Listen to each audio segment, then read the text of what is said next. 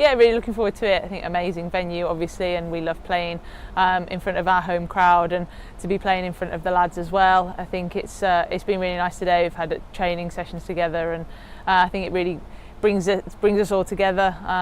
Hopefully it'll be a good day and we get a lot of people in. Yeah, definitely a mixed bag. Some really disappointing results in there. I think we've played a lot of really good cricket, and fine margins have cost us in games. So a little bit up and down. I think a lot of areas for us to improve on and work on, but it's a long competition, and thankfully for us the games come around quite quickly, so we get a chance to put some wrongs right. Yeah, really enjoying it. Something a little bit outside of my comfort zone. I think I'm quite an experienced player now, so there's not many situations that I haven't been in cricket, and I've just tried to approach it as I would anything else, and really enjoyed being out there and making the most of the new ball and the power play, and batting with Charlie as well. She's a fantastic player and someone that I'm learning a lot from at the top of the order, so trying to give us a good platform and just do it in my own way as well. Yeah, I mean, they're a fantastic team. We've already had one cracking game against them so far this season, so we know the threats that they pose, and we know in T20 cricket games can change very quickly. So we've played a lot of good cricket, but we know that we need to put the whole performance together, and we'll be definitely looking to do that tomorrow. Yeah, we love playing here. I mean, we love calling this home, and being able to go out there in front of our home fans who are always a fantastic crowd and really get behind us, and so hopefully we can give them something to cheer about tomorrow.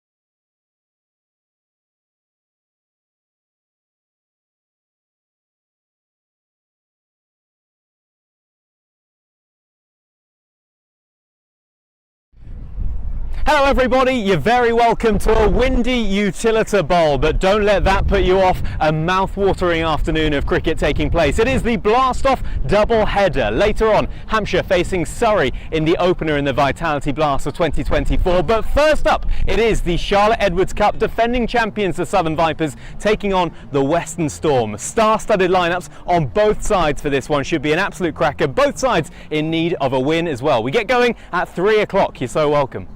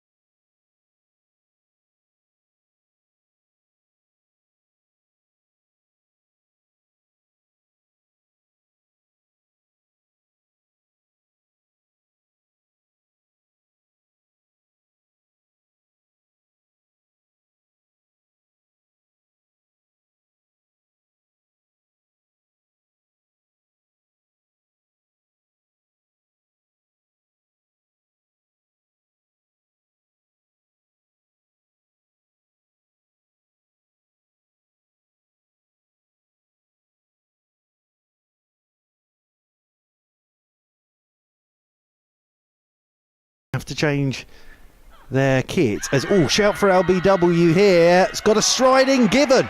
The fingers gone up. This time she's getting a leading edge. This will be out. It's gone straight up in the air and taken by Felton behind the stumps. Well, you see at those American sports games, as this has been drilled over the top. Wonderful shot. Caught behind. Wonderful catch. Fabulous catch. Beautiful. Absolutely beautiful. Dean back on. And this is met with a raw, aggressive blow down the ground and a blow that brings the end of the dangerous Sarah Glenn. It's Adams. Slog sweep. Nicely timed. Could be the first boundary of the day. It is 21. One ball to go. And she's bolder. Two big hitters out there. So just keep the pressure on. And she's bolder. She's gone. That's another wicket. Georgia Adams. Mary Taylor continues. And there's a swing. Was there an edge? She's gone. Go to that option. Well, she's tried to give it a whack, and they're going to push back for two, put the pressure on the field. There's a good arm, but they've done well. They've scampered. Opens her shoulders this time, and it's a flat batted cover drive. Shot. Didn't need to move, Danny Wyatt. She knew. Flicked away. Wristily done from Wyatt. Short, and was onto it so quickly, Wyatt. That is a pull shot. Shorter and deliberately done from Boucher. Knew there was no fielder behind square on the offside. That's nicely played. That's really nicely played. And that's going to be back-to-back boundaries for Danny Wyatt. There, but gets a couple. Well, she's got lucky again there. And I think she's got some bat on it, and she picks up one. She moves on to 50, and that's Danny Wyatt. Nice looking shot from Adams. Well, that is the shot of a batter in form. Steps down the track, meets this on the half volley, and absolutely belts that for 6. Full toss smashed away. This could be another boundary. And they'll get it. Georgia Adams, the captain, takes them home. It is a comfortable win in the final, and yet again, it is the Southern Vipers who have their name on the Charlotte Edwards Cup.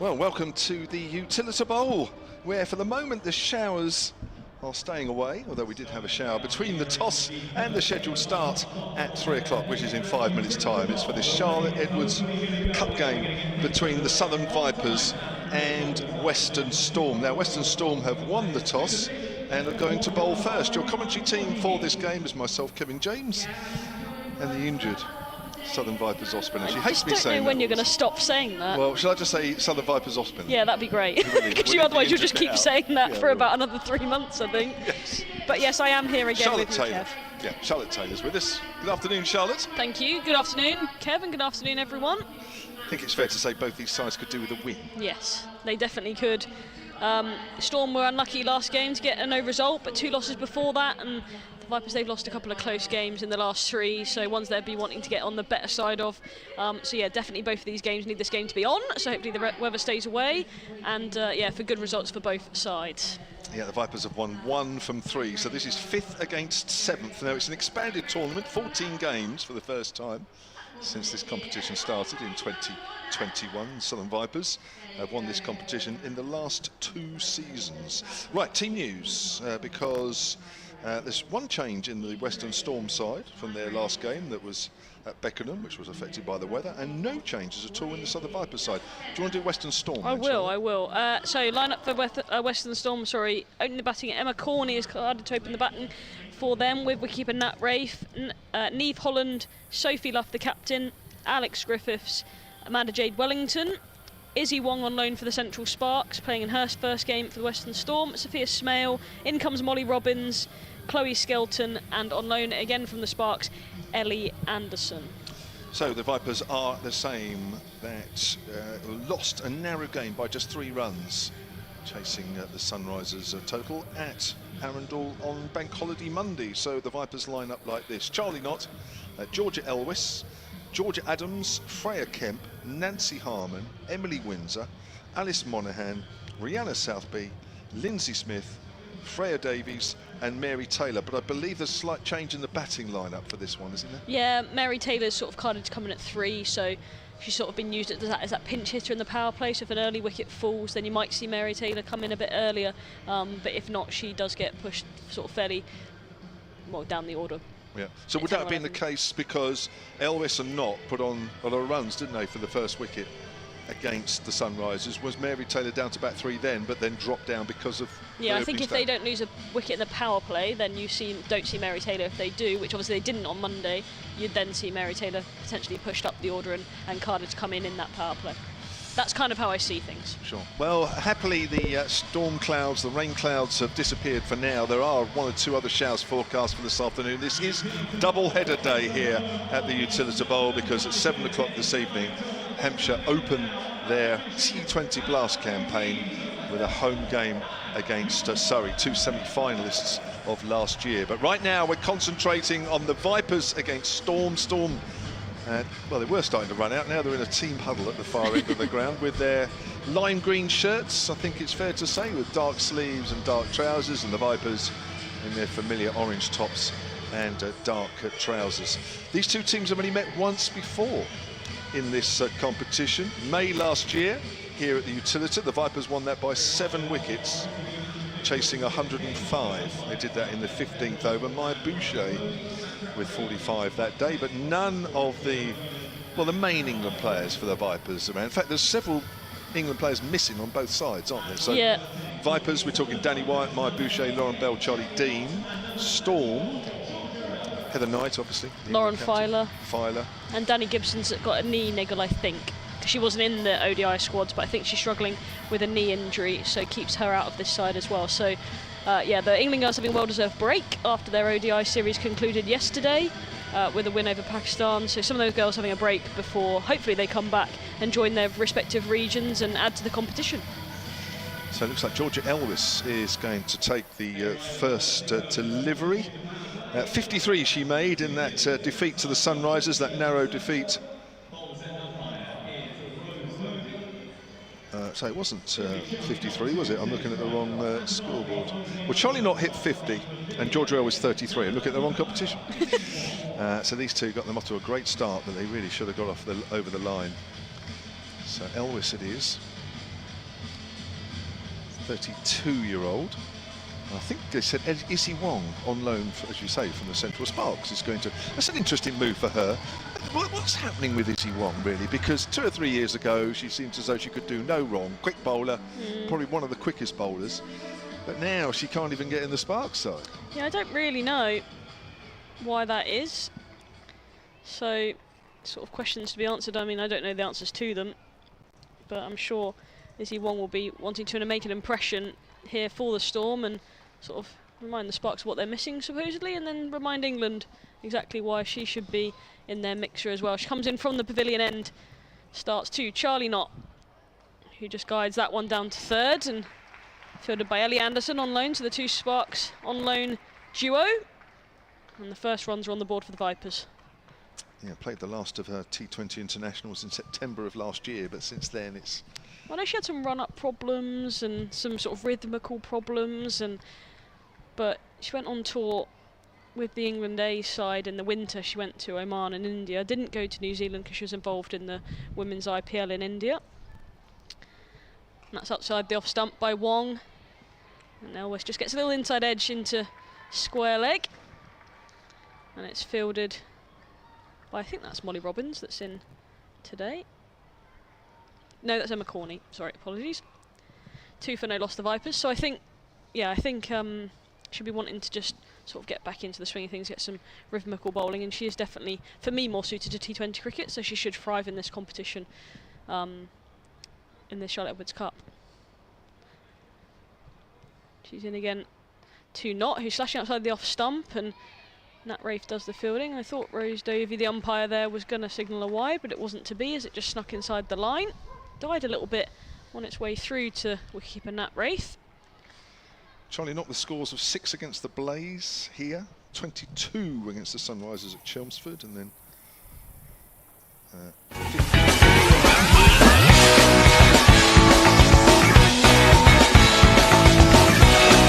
Fielders outside of the inner circle for this power play. And Charlie Knott's just clipped that short of a length delivery to one of them. I think that's Niamh Holland out there, does the fielding. One more to the total. how much is Charlie Knott, you know, in terms of influence on the Vipers? Because without being unkind, Nicole Faltham, apart from her keeping, didn't really excel with the bat at all, didn't she? I mean, she struggled, but I mean, Charlie Knott's come over. Well, that's what you want from your overseas, don't you? You want somebody to make an impact and win your games of cricket, and she got them into a winning position on Monday, and obviously couldn't finish the job on that occasion. This one comes in again.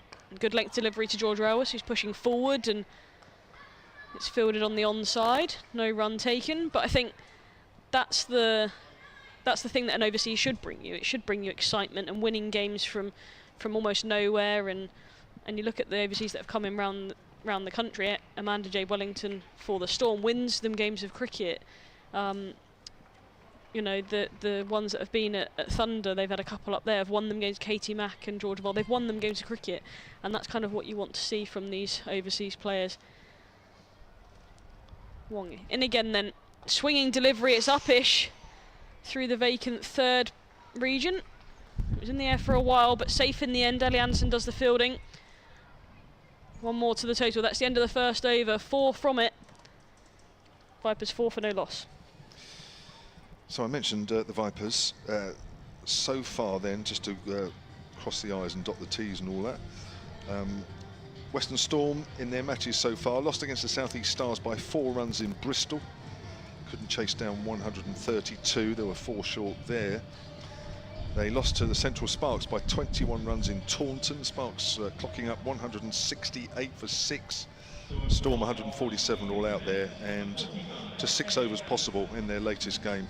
That was Bank Holiday Monday as well, wasn't it? Yeah, at Beckenham with the Stars, with the Western Storm 38 for 3 when the heavens opened. Yeah, it's a shame really, because I think they needed to win that game for sure to sort of boost their position in the table. And when you don't get a chance to complete the game, it's a bit frustrating, isn't it? It is. So Ellie Anderson, so we've got an all on loan from Central Sparks opening attack. So it's nothing to do with Western Storm, really. Currently, no. It's open attack. Ellie Anderson it is, from our commentary end, 20 years of age. Right arm over, bowls way outside off stump. That's called a wide. I'll tell you what, she delivered that from behind the stumps, I think. And I don't know whether she's going to remark her run up here, but I definitely think she delivered that from a good sort of metre just in front of where the umpire stood. So I don't know whether she's... I mean, they've all... What they do before the game, obviously they mark out their run-ups with the tape measure and then they mark it on the pitch. But she did look like she delivered that way short. And again, she's a bit short there as well. That's almost yorked outside the off stump, and Elwes She's hitting the definitely ground. falling. I don't know if it's a tactical thing to bowl from behind the stumps. Usually it's just a variation, isn't it? Yeah, it's bowled from 23 yards, don't bowl from 22. I don't know whether that's what the umpire's sort of just suggesting there, that you know we're near that front line. You do see some bowlers do that, don't you? She's coming back a bit now in her run-up, actually. She's probably realised that it's not quite right. Here she comes again. We'll keep an eye on her front foot. That looks a little better, yeah. Outside off stump, playing a missing outside.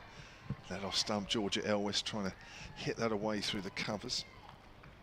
Bright sunshine out here. I think this is going to be pretty much the norm throughout the afternoon, maybe into the evening as well. Sunshine 1 minute, and then dark clouds the next. They're moving quite briskly above us. That helps, doesn't it? But it's going to get that swing that Ellie Anderson's just experiencing across the ground. She's getting a little bit, isn't she, at the moment? Bit of swing there. Reaches for that, does Elwes. Hits that straight to point. And there's no run. Vipers stay on 5 without loss. It was 20 overs a side. The Charlotte Edwards Cup expanded this year to 14 matches. Everybody plays each other home and away. I mentioned earlier that there was only one match between these two so far in this competition, which started in 2021. If everybody's asking why, it wasn't because there was loads of rain. It's just that first couple of years they were split into 2 groups, weren't they? And both these sides were in separate groups. Deep cover now for Ellie Anderson. She's bowled 3 balls so far. This is her 4th, and she's lost a run-up. Well, it doesn't look rhythmical at the moment, does it? Doesn't quite look like she's got it. We've had one from 23 yards, one from 22.5. I mean, it's the hardest thing as a bowler. When your rhythm's not on, it's so difficult. Especially when you've only got 4 overs to get it right. Runs away from us again and bowls. That's straighter this time. It's pulled into the ground by Elwes. Ball trickles out away on the leg side. This is a bit of a mixed over, this really, isn't it? Both from a batting point of view and a bowling point of view. Probably lucky to get away with it so far, because it's just the one wide so far. 2 fielders outside of the circle are both square of the wicket. No one behind the bat, which is unusual to see. That's true. Fine leg and third man still up. That's worked on the onside to mid-wicket. Good diving stop. I think that's Sophie Luff there. That's her normal position. The Western Storm captain. That'll be a single.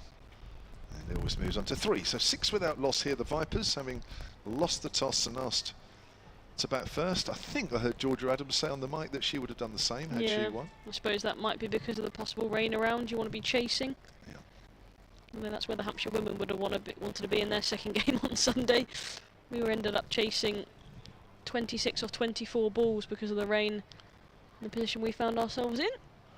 Not a bad crowd here already, as Anderson comes in again. Oh, swinging away, driving and playing and missing there, Charlie Knott. That's a good delivery.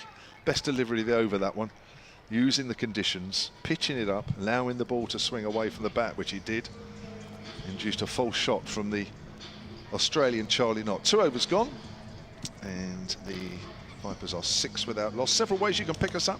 We're on the BBC Sport website and app. We're also on the live picture feed, going out on the Southern Vipers Twitter feed or X feed. I think we're also on the Hampshire Cricket website as well, actually. Possibly. And we're around the ground. There are earpieces available, so a bit difficult to get away from us, really. Yeah, I was going to say, how are you sort of selling the earpieces? But if they can't hear us, then how are you going to be able to sell them? But hopefully somebody who's sitting next to one. Yeah, go and get one. So yeah, tap them on the shoulder, say, well, get them in the club shop. With all your Southern Vipers and Hampshire Cricket merchandise as well. Izzy Wong then to continue her second from the pavilion end. Driving is Georgia Elwes on the up a little bit, well fielded by the fielder at extra cover. I think that's Alex Griffiths in there. And also, Izzy Wong, we mustn't forget, even though she's on loan from Central Sparks currently, she actually was a Vipers player for 3 games, wasn't she? Back in the day, in the KSL days. 3 matches she played in 2019 for the KSL, for the Vipers. She was so young back then, probably about 16 or 17 years old. She's in again here, a shorter length delivery this time, just knocks into the onside, into the offside. Good running by these two Vipers batters. Elwes gets through for one more. 7 for no loss. And we watched Issy Wong bowl in the Rachel Hayhoe Flint, didn't we, for Sparks against the Vipers, and she was bowling to Boucher.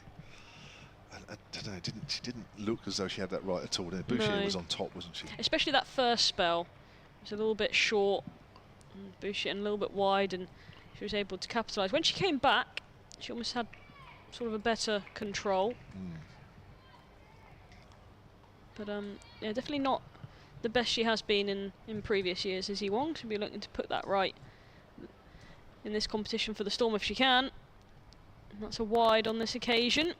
Charlie not able to reach that. Goes through to keeper Nat Wraith. There's definitely a bit of movement with this new white ball, isn't there? Or the two white balls. It swings for about 5 or 6 overs, and then it doesn't do much else after that, generally. But take advantage of the swing when it's on offer. Obviously the wind is helping. I say that, it just swung the opposite direction to the way that wind is blowing, so it's probably nothing to do with the wind whatsoever. It's all natural. Natural swing from Wong. She's in again here and shorter and pulled into the leg side by Charlie Knott. Into the open space out to deep mid-wicket, and that's 4 off her bat.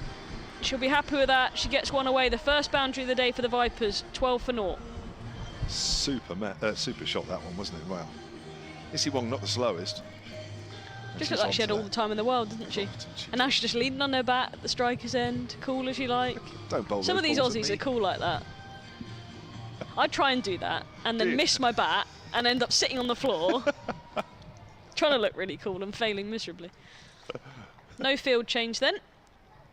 Deep square and deep third still in play. The rest of the fielders are inside that 25-yard circle. Wong in again, driving this time. Fuller delivery, only can find Sophie Luff at cover. Well fielded in there, and there is no run. She's got a few practice pitches in front of her. That covered to Sophie Luff, so a bit more difficult. Field change comes in for this ball then. The 5th of the over. 3rd comes into the circle. Ellie Anderson comes in, and Fine goes back. Emma Corney goes back to the ropes. There's 2 on the leg side. There's a shorter ball coming from Issy Wong. She's not afraid to bowl one. And she's in now. It is a shorter one, but it's outside off stump. And Charlie Knott just ducks nicely underneath it. Umpire Rose Dovey signals 1 for the over. Good pace. Went through quickly. Good pace. To Nat Wraith. Don't mind that though. Testing Charlie Knott with the shorter ball. The one before in the over that she pulled for 4 into the leg side wasn't quite short enough to trouble her. But if you're going to bowl a short one, you've really got to dig it in. She's in again, past the umpire. Strong action. And hits Charlie Knott on the pads. And just ricochets into the offside. And that's no run collected. 12 for 0 after 3, the Vipers.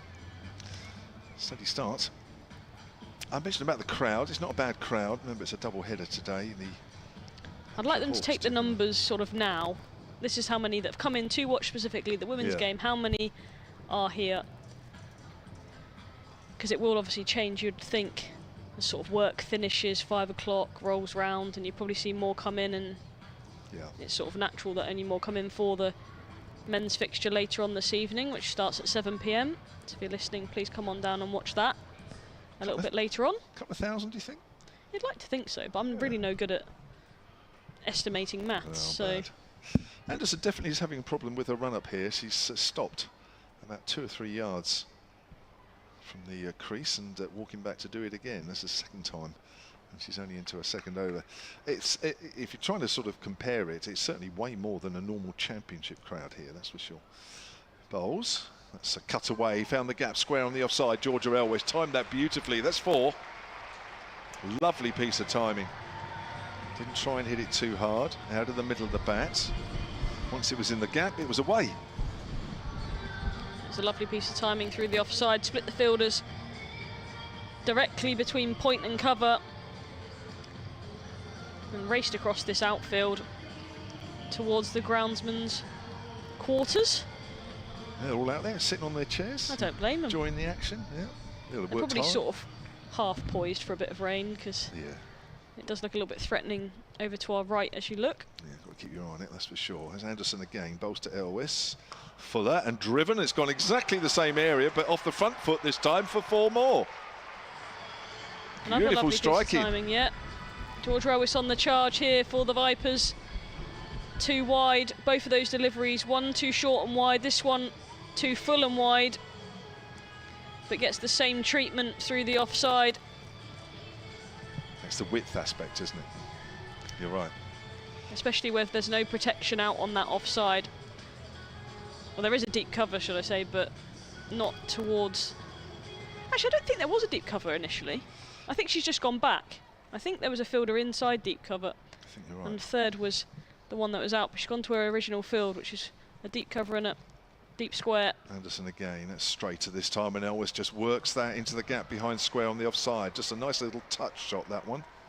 And that'll go for 2 more. Expensive over here already from Ellie Anderson. It's gone for 10 from her first 3 deliveries, and the Vipers up to 22 without loss, and Elwes up to 14. Good stuff. She's just, at the moment, she's just a nice pace, coming on nicely, isn't it, Anderson? She's, unlike Izzy Wong, who's bowling a little straighter, she's just giving the batters a little bit of width. Just using the pace, comes in again, bowls, and it's worked square on the offside. Oh, there's a bit of misfielding there, which may have resulted in a throw to the bowler's end. Elwes moves on to 15, and it's 23 without loss. The Vipers are losing the toss and asking, or being asked to bat first. Umpire's just having a look at the ball there, I don't know why. Why would the umpire have a look at the ball there? Well, I think a couple of the seams, sort of, especially if it's a bit wet, if it's a little bit moisture, because there was a bit of big downpour just before play started, about 15 minutes before. True. Anderson in again, run off every ball at the moment. Nice drive from Knox. She's going to take a single. Calls Elwes through. Again, there's a misfield in the covers area. Was that Alex Griffiths, I think? Yeah. Just spewing that ball out. I think they would have been all right with a single anyway, but even so, Anderson's gone for 12 so far. 1 ball left of the 4th over. Yeah, so sometimes these seams, they sort of come apart a little bit early if it's a bit wet. Yep. Anderson in again, bowls, full delivery. It's worked off an inside edge behind square on the leg side. There should be 2 here. No.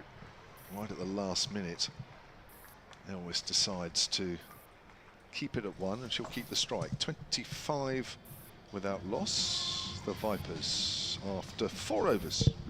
Big over, that one. That's 13 off that. Yeah, it was a good over for the Southern Vipers. Needed. The key is obviously not losing wickets in the power play.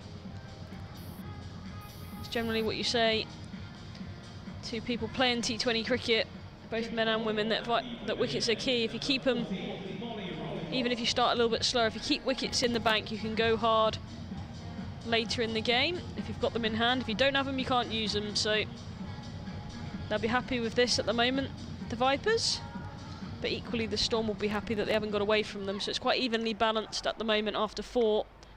First we're going to see of Molly Robbins to replace Izzy Wong at the pavilion end. She comes in for her first delivery, and Elwes is working that behind square on the offside, and they collect a quick single. Charlie Knott gets home. 1 more to Elwes, she moves to 17. 1 change in the Western Storm side. Molly Robbins in for Jessica Hazel from their last game. Yeah, he was a concussion replacement for Fran Wilson, so it's all a bit of a messy one for the Storm. Robbins in again, that's a good length delivery, but it's clipped into the leg side, and it's gone over the head of the fielder at deep square. She was off the rope by about 10 metres, but Charlie Knott's got all of it, and it's just bounced in front of the rope actually, and gone for a 1 bounce 4 into the leg side. Fantastic bit of timing, just whipped it off her legs. And Vipers are motoring now. Knott moves on to 11. Vipers are 30 without loss. Terrific shot. Wow. I thought she was going to be caught for a second there, so I was just holding what I was saying. But it just kept going over the head of the fielder. Working on the offside this time, finds Izzy Wong at deep cover and collects 1 more. Does Charlie Knott? She moves on to 12. Vipers 31 for no loss. Halfway through the 5th. Molly Robbins is playing just her 4th Charlotte Edwards game for the Western Storm. Yet to take a wicket. She'll be wanting a breakthrough now. She's in again. Gentle outswing, driving this time as Georgia Elwes, and good running as mid-off scrambles round to her left to do the fielding. And they collect one more to the total. Just get the feeling these two are just starting to crank it up a fraction. They're looking every to ball now. 10 balls. They are looking to play all the shots here if they can, especially while these fielders are restricted to where they can stand. So Yorker length delivery that Charlie Knott eventually plays on the full toss, I think, gets it straight back to the bowler who fields off a follow through. 1 ball remaining in the 5th. Vipers sitting pretty on 32 at the minute. Both openers still out there. Robbins in again, shorter this time, and Charlie Knott whips it into the leg side. It's to the right of the fielder, who does well, but they do come back for a second. It's a long way out there, actually. And Niamh Holland can't stop the 2. The end of the 5th, 34 for no loss, the Vipers. So they had 13 off the last over, and we've had 9 off that. So good stuff here from the Vipers. I have to say, Charlie Knott, just 21 years of age. We've been talking about her already. Over from Australia. She does look a terrific player. It can't be long before she's going to start playing some international cricket. You wouldn't have thought so.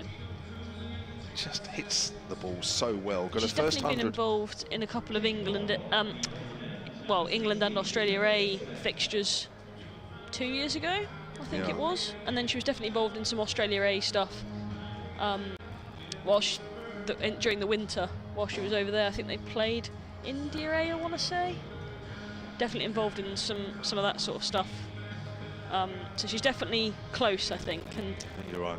Coming over here to play domestic cricket over here will only boost her chances of getting into it. But that side is so difficult to break into, isn't it? Bit of slow left arm with Sophia Smale coming into the attack round the wicket, and that's cut away nicely by Georgia Elwes. Again, it's gone out through that point area, and again it'll be 4 runs off the bat of Elwes. Enjoying that area already. Couple off the back foot, 1 off the front foot. Yeah, it's definitely a strength of hers. If you're watching the live picture feed, you see a replay. She makes a little bit of room for herself and finds the gap again on the offside between those 2 fielders at point and cover.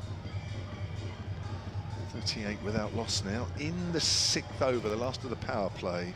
Remember, just 2 fielders allowed outside the circle in the first 6 overs. Smale in again, pulled away but not timed. Goes on the 45. They're taking the single anyway, and there's a misfield, allowing the batters a much more comfortable single than perhaps there might have been. And Elwes moves on to 23. Yeah, Charlie Knott with her first ever 100 in one-day cricket earlier in the season in this the Rachel Hayhoe Flint Trophy competition against, you've guessed it, Western Storm at Bristol. Wonderful 100 it was. Here she is facing Smale. Dries but doesn't time that. Slaps a bit at that one as it goes back to the bowler. Several people still coming into the ground during this game. Yeah, it's lovely to see so many people here. Good, isn't it? We love it, that's for sure, as Smale comes in again. Knott comes down the wicket. Pleasant drive up to mid-off, but no way through the fielder there. That's Amanda Jade Wellington, fellow Aussie. Yeah, we'll see her into the attack before long. I don't think it'll be too long before you see her. With her leg breaks, there's a slap again. Goes out on the leg side. Well, they have to hurry here. She could have been struggling there, Elwes. She had to dive. The throw wasn't great, fortunately. Otherwise, I think Elwes was a goner. A goner. A goner, as they say in cricket land. Smale struggling in this competition, actually, to take wickets. 2 games that she's played so far, 0 for 42 and 1 for 26. Short outside off stump, cut away. That's going for 4, backward a point. That'll race away. Probably come off more the bottom than the middle of the bat of Elwes, but she got enough on it. And that's a poor last ball from Smale.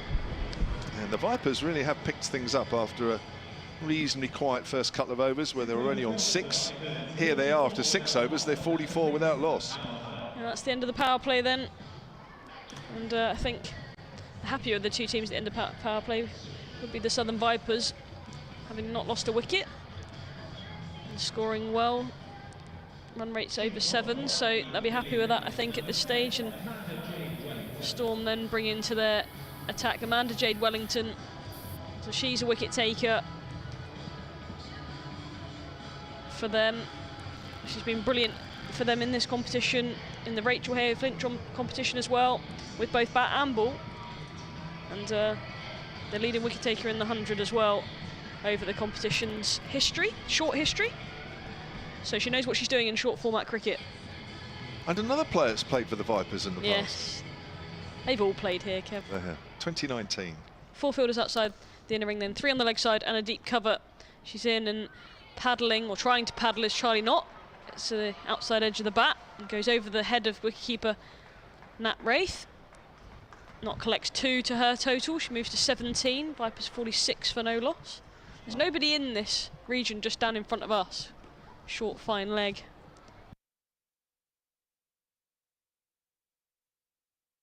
Then a deep square and a sort of second point. She's used her feet and goes down the ground. Fielder coming in at long on, takes the catch. That's the end of Charlie Knott. I think it was the right idea. She's tried to go straight back over the bowler's head, but couldn't hit it for 6 and didn't keep it along the floor either. I think it was Chloe Skelton that took the catch at long on. It was a good catch. And the Vipers lose their first. Charlie Knott falls for 17 in the 7th. Well, that's a shame. You always felt just when it came off.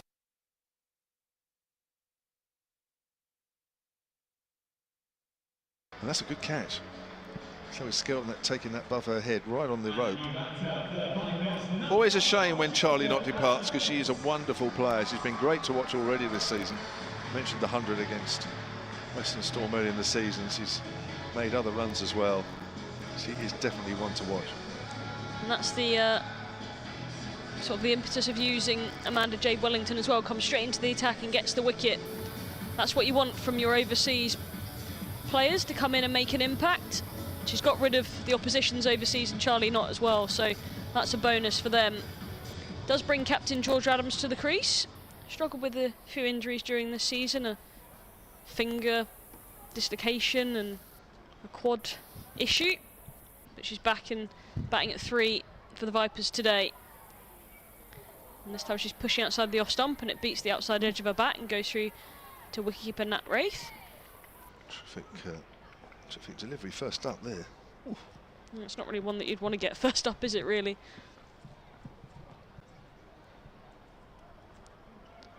She's in again. Amanda Jade Wellington, a shorter delivery, and Adams works that to backward point. Wants a single, is going to have to get back. Poor throw from Emma Corney at point.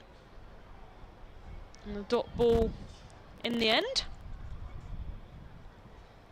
It's a good start from Amanda Jade Wellington. 4 balls bowled, 1 for 2 so far. She's made an impact in this game already. Adams uses her feet, tries to go over the top of mid-off. Goes past the bowler. Mid-off was within with a chance of catching that for half a second, but... And Adams is off the mark. 47 for 1. Got a hand to it as well. Did she? Yeah.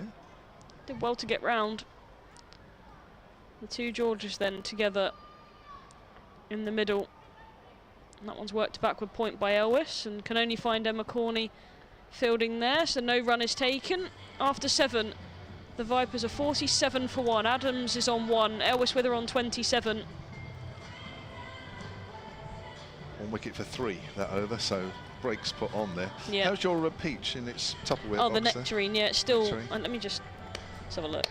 Basically, for the listeners, I've been waiting for a nectarine to ripen for about 4 days.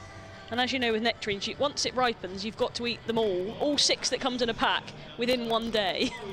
And I think it's ready, finally. It's now soft enough. There's nothing worse than a hard nectarine. So will you eat that? I presume I will. you're not going to eat it I will during at the half commentary. term. No, because no one wants to hear me slobbering over that. That's No. not a good listen. Right, I'm more but- worried about your equipment. Actually, it might go everywhere and Yeah, break that- it all. yeah, so that'll finish that'll be it off. staying.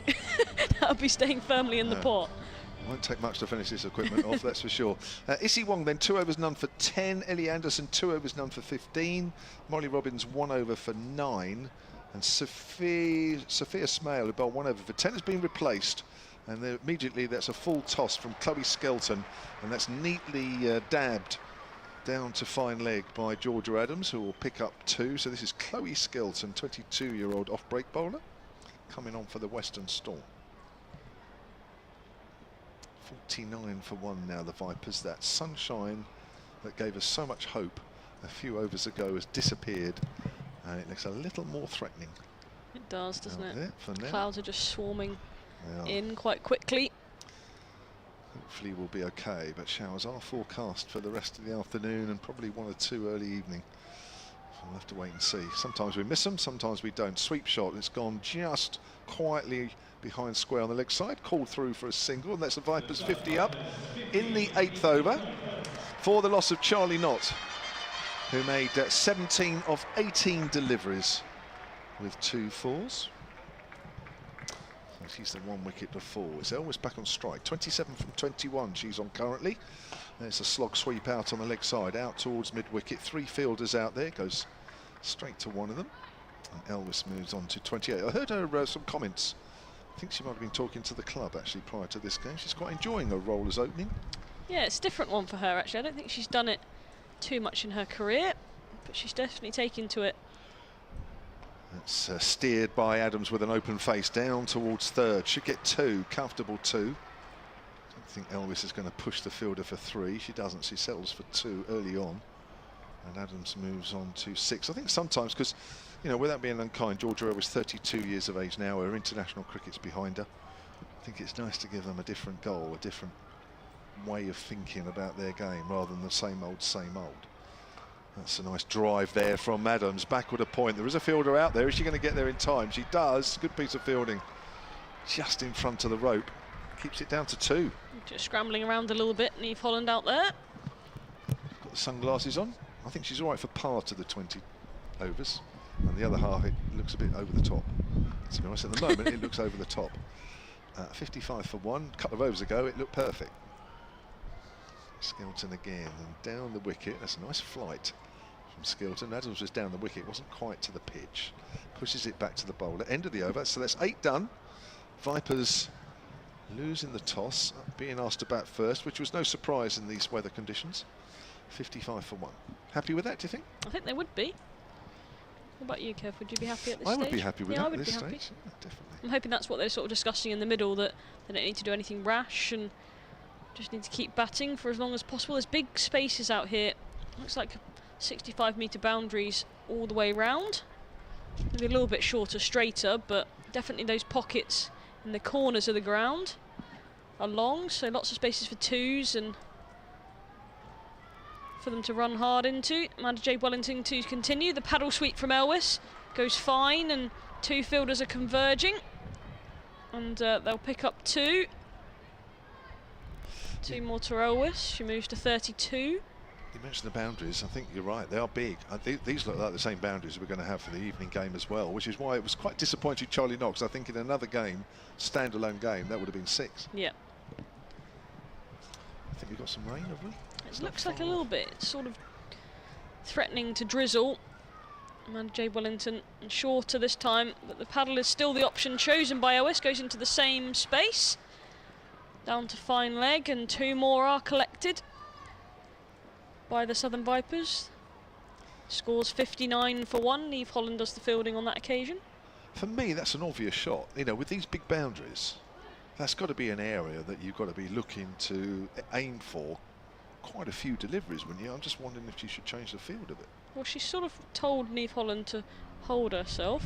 She's obviously gone quicker on that occasion into the pitch on the offside to try and stop her playing that shot, and Elvis gets it through for a single on the offside and reads it well. 1 more to the total. Vipers 60 for 1. So she's obviously said, I'm going to change the way that I'm bowling rather than changing the field, which is fair enough.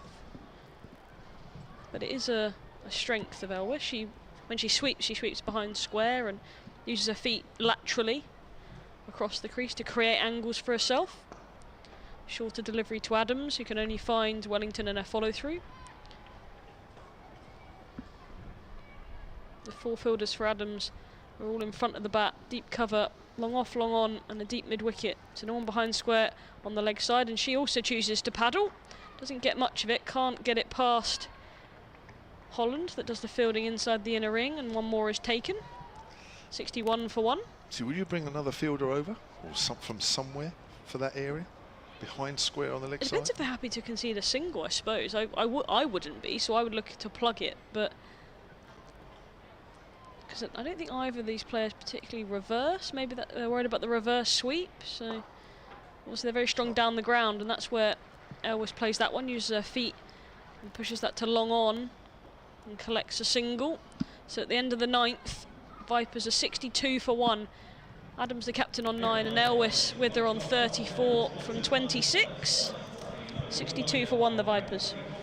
Just Charlie not gone, 17 off 18 deliveries with 2 fours.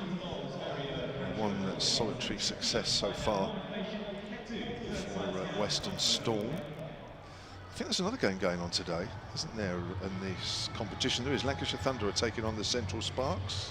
That game started a little bit earlier, I think, so that must be further through than this game. I think it started at 1 o'clock. Yeah, well, the Central Sparks have already completed their 20 overs. They finished on 121 for 8, and Thunder in reply are 55 for 4 after 8. So Thunder need another 67 from 12 overs with 6 wickets remaining.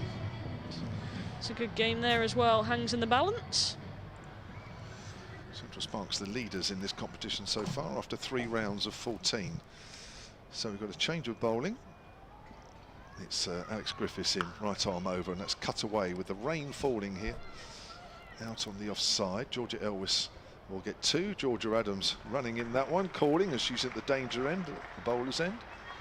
Definitely a bit of rain out there at the moment. How long it lasts, we'll have to wait and see, but maybe the umpires might just say, look, this will just be a couple of minutes, just play through it, everybody. I would. Yeah. It looks light already, where the weather's coming from. 64 for 1 in the 10th over. We'll be halfway through after this over. Griffiths bowls again, floated up there, and that's driven out into the gap on the offside. Elvis moves on to 37. Terrific innings already here from Georgia Elvis, playing her 25th match for the Vipers in this competition.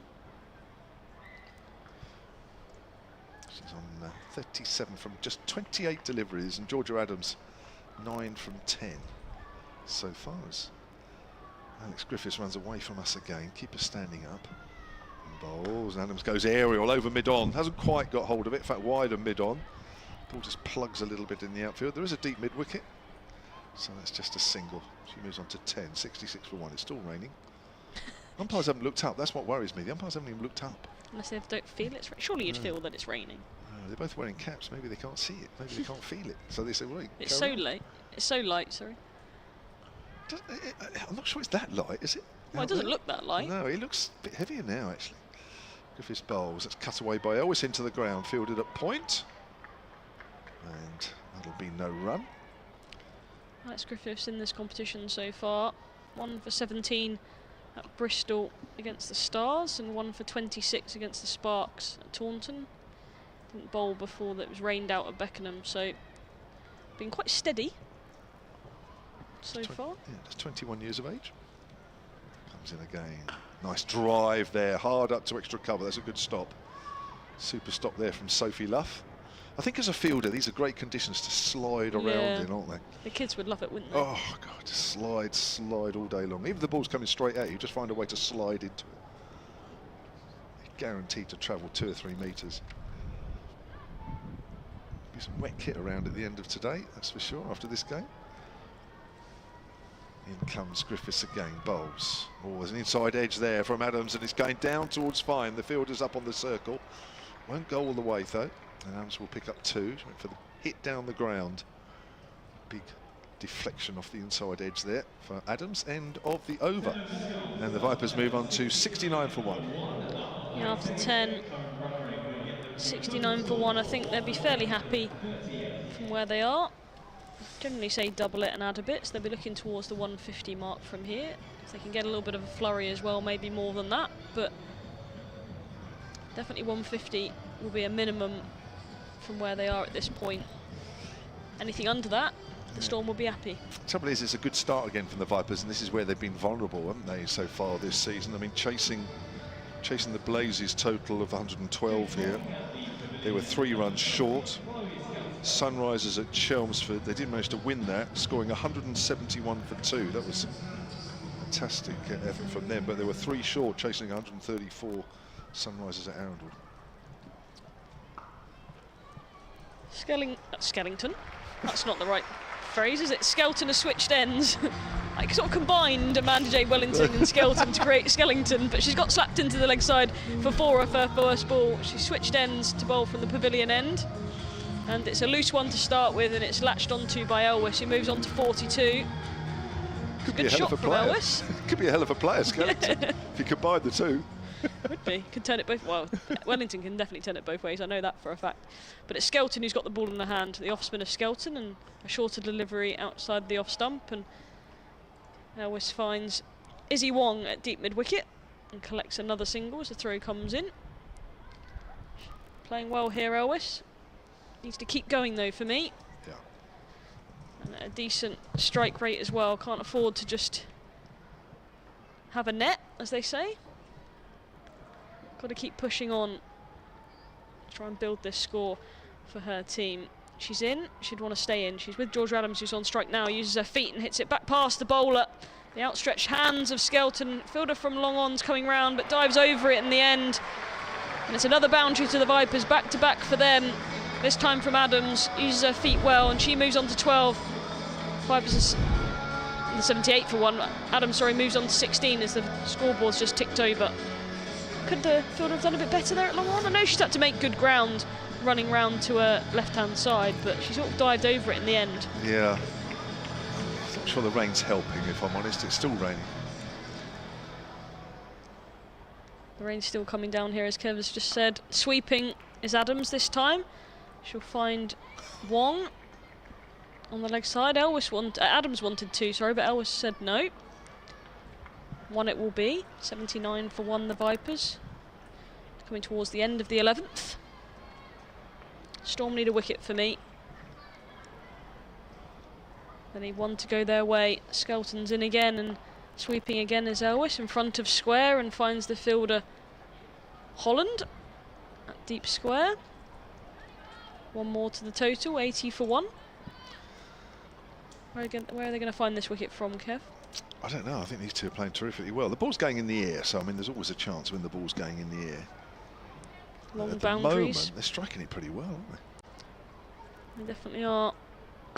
Shots. And that's one of the best of the day from Adams. Uses her feet down the ground, over long off.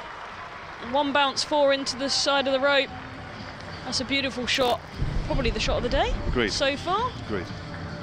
She moves on to 21. The Vipers are 84 for 1. That was a good over. 3 boundaries coming from it for the Vipers. They're on the charge. 84 for 1 after 11. Yeah, terrific stuff from Georgia Adams, who played in the Big Bash herself. Actually, Adelaide Strikers, they won it, didn't they? She played she was a bit of a bit part player, really, wasn't she? Really, she wasn't really a main batter or even a main bowler, was she? Really, she just sort of did odd bits. Still ended up winning the Big Bash, and she still ended up playing, I think, in most, if not all, the games. Yeah. She went through a bit of a spell of sort of winning everything that she touched. She won the Rachel and the Charlotte last year in this competition. Won the 100, of course, for the Southern Brave, and then went and won the Big Bash. So she'd done it all in the space of about 12 months. How is it that some players seem to find silverware just falls out of the sky? Don't know. And others can go a whole She was blaming her career. pizza pants for a while. She was wearing a pair of pants that had pizzas on them. Smales back in the attack with their left arm spinners, and that's pulled away on the leg side. So it's yeah, it is Smale, isn't it? It is Smale. Yeah, it is. And the scoreboard's a bit behind. And 84 for 1 then the Vipers now. Smale's first over went for 10. Bit expensive. But you do find that, don't you? Some players. I mean, like your first. Well, was it your first season Vipers and you won the Rachel Hayher? Yeah. Yeah. See, like you're another one. Yeah. So that was about the only thing I did win that year. It was the only competition running. Actually. Well, it was the only one going, yeah, because of COVID. That's played out on the offside off the back foot. Another single to Adams takes her on to 22 from just 16 deliveries. 86 for 1. Good stuff here from the Vipers. We're in the 12th over. Just that one setback. Charlie not in the 7th over. Caught deep, straight in front of the pavilion for 17 off 18 deliveries. He'd already struck a couple of mean shots before that, though. Smale bowls down the leg side, swept. They're appealing for a caught behind. Oh, it's given. Oh, is she giving out or is she stumped? So I think so. It's caught behind. The umpire at this end said that's out. She's gone for the sweep and caught behind. It's an under edge. She wasn't happy about it. Was Georgia Elwes. She stood there for a while, but it looks like it was maybe just a little under edge of the bat. It was a good catch down the leg side, or a good take down the leg side from Nat Wraith. And umpire Ben Peveril said that's good enough for me and raises his finger. Georgia Elwes is the one to go. She's gone for 45 from 34. And Vipers lose their second in the 12th. Do you know what? How many times when you see a sweep shot played like that, do you see a batter out caught behind? How many times would you say? Not many. I would say if you're lucky if you see it once a season. I've seen it twice now in 2 games. Yeah. The men's game here, Hampshire against Surrey, caught. And there we've seen one here again. I mean, I'm not out in the middle and I don't know, but I just cannot believe if you see 2 like that in less than a week. It's very rare, isn't it? Cool. But there we go. So I assume that because the wicket didn't fall in the power play, that Mary Taylor is now going to find herself much lower down the order than she was carded to. So Freya Kemp comes in at 4. England's Freya Kemp. She was in the T20 squad, but not in the ODI squad, so she finds herself available for the Vipers during these few games. Plays and misses there, tries to cut that away first ball. Now we could do with a Freya Kemp innings. 55 not out of 35 against the Sunrisers at Chelmsford. Could do with that. It's quite destructive. When she gets going, she certainly is. Left-hander. Smell bowls. Down the wicket comes Kemp. Strikes that straight to extra cover, but finds the fielder. Sometimes you forget Freya Kemp is still only 19. Yeah, it's scary, isn't it? 19 and hits the ball so hard. Yeah, she does. I believe we're going to see her bowling at some point. Hasn't happened yet. Yeah, I don't know what point during the year, but I think that it won't be long. Works that off the back foot up to mid-on. She's off the mark. I think she'll keep the strike as well. Looking at the situation with the overs, she will.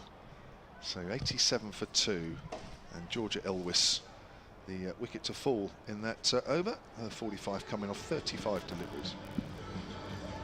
Yeah, sort of put the brakes on a little bit. Only 3 from that one and the wicket for Smale. Her reintroduction. First over was a little bit expensive, went for 10, but a great comeback as she gets the breakthrough of Elwes. Caught down the leg side. Bit of an under edge to keeper Nat Wraith. We're going to see another new bowler that we haven't seen yet today. Niamh Holland. It's the 8th bowler. Yeah. It's very rare, isn't it? She has bowled in both the previous games, 0 for 22 against the Stars and 0 for 17 against the Sparks, so it's not her first rodeo in this competition so far, but yes, the 8th bowler to be used today, so they're ringing the changes of the Storm. She'll bowl the 13th from the pavilion end to the left-handed Freya Kemp. She'll come right arm round the wicket to her, and it's on the hips of Kemp, and I think she's missed out there, to be honest with you. It's hit her on the thigh pad, but it was, for me, a bit of a free hit first up. Wasn't it? It's unlike Freya Kemp to miss out on balls like that. Especially with a square inside the circle. I thought it was going to go to the distance, but I think Holland's got away with one there. Bit of a loosener first up. Fielder's a deep square, long on, long off, and a deep cover for Freya Kemp. And that's fuller on the legs of Kemp, and they pick up one as it hits her foot and goes to a fine leg fielder. One leg by called by umpire Rose Dovey. 88 for 2, the Vipers. I thought she was limping then, right there. Vegas, I don't know if she was just joking around. Who was that, sorry? Freya Kemp. Kemp. Yeah, sorry. Well, I think it hit her on the Davies, foot. Yeah. So she's probably being a bit She's just, dramatic. yeah, she's just holding her foot. She'll be alright. She should have big boots on. So Adams to face Holland now. Field change obviously for the right-handed Adams. Holland's in, and it's a short wide one outside off stump. Slapped out to deep cover. There is a misfield, so they're going to come back for 2. That's poor fielding from Alex Griffiths. She'd want to do better than that. Gets the Vipers into the 90s. 90 for 2. Moves Adams on to 24. She's now got to be the driver of this rest of this innings for the Vipers. Build a partnership with Kemp. Wider again outside the off stump and to the left of Griffiths. They're going to come back for 2. No, they're not. Kemp sent back by Adams in the end. So 1 collected. Don't know if that was good fielding or poor running. I just felt like there was 2 all day long. She had to make good ground to her left, but Kemp was sent back by Adams. Not great call in that, was it? They both came 2 or 3 yards down the pitch and just didn't know what to do. Bit of communication required between these 2 batters. 91 for 2, the Vipers. The rain stopped here, so that passed. Down the leg side, good take from Rafe. Down the leg side. She was quite keen for the caught behind. Then she was keen on the stumping as she came charging back in to take the bails off. But overall, it was a dot. Well, it was a wide, I suppose. It's gone down the leg side. She can't have another one down the leg side. She's had a 1. It was a good take. It was a good take. If nothing else. Very nimble behind the stumps, isn't she, in that Rafe? She was quite impressive in the Rachel Hayher-Flint game at Bristol earlier in the season. She's good behind the stumps. It's a shorter one. It's another good stop from Rafe. It's almost a bouncer from Holland down the leg side. A really poor delivery. Freya Kemp missed it, but luckily for the Storm, Nat Rafe got her hand on it. And it's called a wide, but it would have been 5 if she hadn't got something on it. It's poor bowling, really. This is horrible. That's a horrible delivery. Ray's done fantastically well. She's actually run across to the leg side to take that. Fantastic. Quick feet. Field's change now. So long off comes into the circle and finds going back. So 3 on the leg side and deep cover are the changes. I hope that's not for the poor ball she's just bowled. And Freya Kemp clears her front leg, goes into the leg side and goes for 6. Gets it all the way over the rope. Good shot, clean striking Freya Kemp. The first 6 of the day's been struck by none other than Freya Kemp. She hits a long ball, she moves on to 7 at the end of the 13th, 5%, 98 for 2. It is a good hit. There's no doubt about that, but I think Alex Griffiths is at fault there a little bit. She's not on the rope. She's having to backpedal there, and even in trying to take a catch with the outstretched hand, she's not even quite on the rope then. I'm not sure. There's got to be some, because they're big boundaries, right? Yeah. So you're either 5 yards off them and say, right, you're going to try and stop the 2, or you're dead on them. For Freya Kemp, I would be dead on them. Yeah. I think she's one of the batters that's got the power to clear you, so you've got to be sitting on the rope. But that is a poor delivery for me from Niamh Holland. No, I agree. It deserved 6. I mean, let's be honest. 98 for 2 then. Is that 11 gone? I think it is. That's 13 13? gone. Oh my gosh, I'm way behind. So here's Amanda Jade Wellington back into the attack with her leg breaks. That's turned and that's almost gone into the gap in the air on the offside. That could have so easily been out, but she survives, does Georgia Adams. Went for the shot down the ground and the ball turned, caught the outside edge and the ball just ballooned in the air, but big gap on that offside between point and extra cover. Adams got away with that. She moves on to 26, 99 for 2. Then the Vipers. I tried to start a movement saying AJW because Amanda Jade Wellington is just too long. Do it. It's like we call OHD for Ollie Helen Dolby. Yeah, that's right. Yeah, but hasn't cottoned on yet. I'll start it with you. Okay. AJW. Down the wicket comes Kemp, drives. That's a good stop in the covers, but they'll take a single as the ball bounces off the fielder there. Is that Griffiths again? Yeah, it is. She's in the firing line. 100 up for the Vipers then, having been put into the bat. They're 100 for 2 in the 14th. Charlie Knott for 17, Georgia Ellis for 45. The 2 wickets that have fallen. 18 balls and 35 balls respectively. AJW bowls again, and that's turned a bit, but Adams waits for that. Hits that along the ground this time through the covers. She moves on to 27 now, and it's 101 for 2 in the Vipers. We're halfway through the 14th, which means after this over, there are 6 overs left, and happy to say that that rain has passed through. And we're now looking at part blue sky. No sun, but part blue. We'll take it. Floated up and driven by Kemp hard out towards mid-wicket, fielded by Sophia Smale. No run there. Kemp wound up that one. She's eyeing up that leg side boundary again, isn't she? It is a huge boundary. It really is. Anybody who gets 6 over there, well, they've done particularly well. She's found the fielder again, Sophia Smale on the leg side. I do worry about Freya Kemp as well, because I always think when she's in this mood, playing the way she is, and she hits a couple of dot balls, She's then looking for a real big one. Yeah. It's got to go even further. It does. There's a long on in place as well. Comes down the wicket, that's turned a fraction, and that's just played back to AJW. End of the over. Good over. Just the 3 runs off it. 101 for 2. The Vipers 12 gone. Yeah, that was a good over. That last delivery held back in a length AJW. She was not able to get the leverage, was Freya Kemp. She'll be a little bit frustrated, I think, out there. 8 from 11, not able to get completely going. 6 off the bowling of Holland in the last over helped, but she'll be wanting to definitely have an impact in these last 6 overs. The return of Izzy Wong from the pavilion end. Bowled 2 overs so far for 10. Bowled okay. Tested Georgia Elwes earlier on with a bouncer or 2.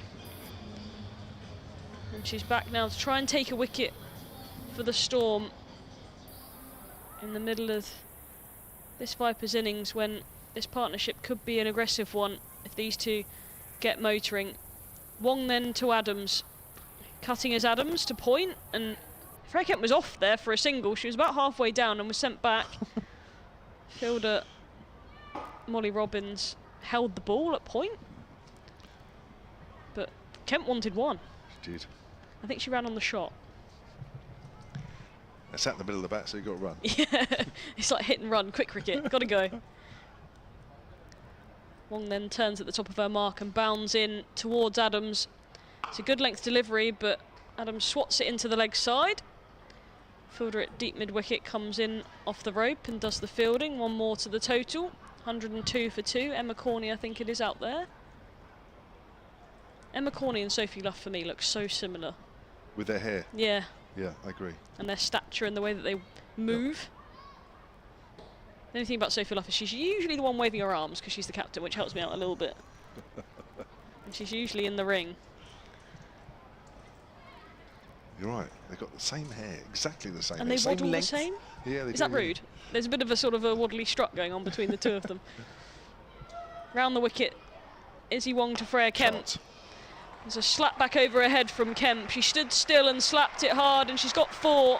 It's a strong shot from Freya Kemp. It's a strength of hers to hit good length bowling off its length, and that's probably up there with the shot of the day. The other one from Adams over long off maybe just tips it, but a good strong shot down the ground. Kemp moves on to 12, 106 for 2, the Vipers. Just get the feeling that Izzy Wong's extra pace just plays into the hands of Kemp a little bit. It does. Be interesting to see what the comeback is here from Izzy Wong. It's a good length delivery again, but Kemp finds a single to point. Adams has to get through and does. That is where Freya Kemp for me has got so much better. She's able to just work the ball into the offside and after hitting a boundary. A couple of years ago, Freya Kemp, she would have kept going. Agreed. And maybe got herself into some trouble trying to hit the big one, rather than just trying to get off strike and make sure she's there to build a partnership with Adams. So that's where she's got better for me. Yeah, she wasn't ever thinking about a single. No, and she's really dangerous when she gets into the back half of this innings. So when she gets into the final sort of 2 or 3 overs, if she's still there, she could be dangerous. Adams lifts that one over point, and it runs away to third. Another boundary for Georgia Adams. It's a good shot, 2 short, 2 wide. And the field's not set for that. You've got a backward point and a fielder on the 45, and you're bowling short outside the off stump. The field's not for that. You've got to think a little bit better than that. She's trying to bowl the bouncer, it needs to be straighter. Absolutely. And even so, deep squares in the circle, so not quite sure what Izzy Wong's trying to do there. 111 for 2. Adams moves on to 32. She's in again as Wong. That's a slower delivery down the leg side. It will be called a wide by umpire Rose Dovey. 1 more to the Vipers total. It was right out the back of the hand, Adams that one, was stretching for that one. She's now holding her hip. I hope she's okay. She's up. I get worried now. She's getting to an age, she's like me, you get into the 30s and go, oh God, I've overstretched now and now I'm in trouble. Yeah, I did speak to her a couple of days ago, actually, coming off the practice ground, and because she missed, was it the last game? Game before last? Yeah, game before last, yeah. The first game of this competition it was that she missed. And she's working a good length delivery into the offside, scrambles through for a quick single, got through okay there, seems okay. 1 more to the Vipers total, 113 for 2. Adams moves on to 33 from 24. And Izzy Wong 3 overs for 22 for her. 15 gone then. A couple of emails here. Apologies, I've missed them actually, so I'll read some out. This one's from Chris Gardiner, solentcricket@gmail.com. Says, good start by the Vipers, but the weather is a different story for the last 2 weeks. I've been in 40 degrees Dubai with cooling cocktails off Dubai Marina. Listening and watching on the live stream. Keep up the good commentary, says Chris. Thank you for that one. Stephen Clark, silentcricket@gmail.com. It says, just like you, we don't get a day off either. It's the usual crowd of Chris, Neil and me here, says Stephen. Here's Sophia Smale with her left arm spinners. Bowls outside the off stump, hit away in the air but safe on the leg side. One bounce down towards deep mid wicket. Kemp is almost lapping Georgia Adams. I don't know what Georgia Adams was doing, maybe just settling for the one or just struggled a little bit to turn, I don't know, but Freya Kemp was like a whippet there. Yeah, well, she was running to the danger end, I think, so she thought, if I can get back, then we're okay. Yeah. It's a big throw out there to get it back to the striker's end. 115 for 2. Smale just loses her grip on the ball there, so just stops as she's about to get into a delivery stride. We're in the 16th over then, just after 4 o'clock here at the Utilita Bowl. Smale bowls. That's hit away on the leg side along the ground. It's gone out down just below us. That'll be a single. 117 for 2. Stephen goes. We're a bit more towards the pavilion end than normal, he says, but we're still at the top. Also joined by Cherry, Pixie and Trevor today. A great crowd of them. Great to see so many youngsters here as well in the crowd. Fabulous atmosphere where they are. Kemp drives hard along the ground. Again down to Izzy Wong at deep mid-off. And Kemp will move on to 14. Showers, yes, but they won't dampen our spirits. Boom, boom.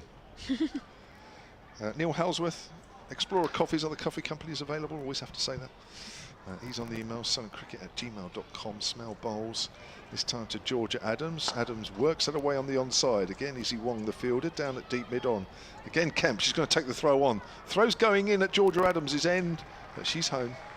Long way for that throw. It is, isn't it? To end up at the far end. She's got a good arm, Izzy Wong, but that would have needed to do a little bit more there to trouble Georgia Adams. He moves on to 38 now from just 27 deliveries, and the Vipers are 119 for 2 with 2 balls left of over number 16. He says they're on the roof terrace, or he's on the roof terrace, is Neil. Obviously not grinding the coffee today, as Adams is on the back foot. She wants a single, they're going to come through. Surely the keeper could get the bails off and doesn't, as she underarms at the bowler's end, that Wraith. But I have to say, when they first set off and the ball just a couple of yards in front of Georgia Adams, I thought she'd be struggling. But she's home. She wanted one straight away. It was Freya Kemp that was unsure. They've got to start communicating a little bit better, these two. That's for sure. Neil's hoping that the Vipers play more like Friday than they did Monday.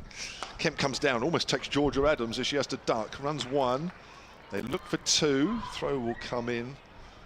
But again, Adams is having to do a lot of work there. But she completes 2.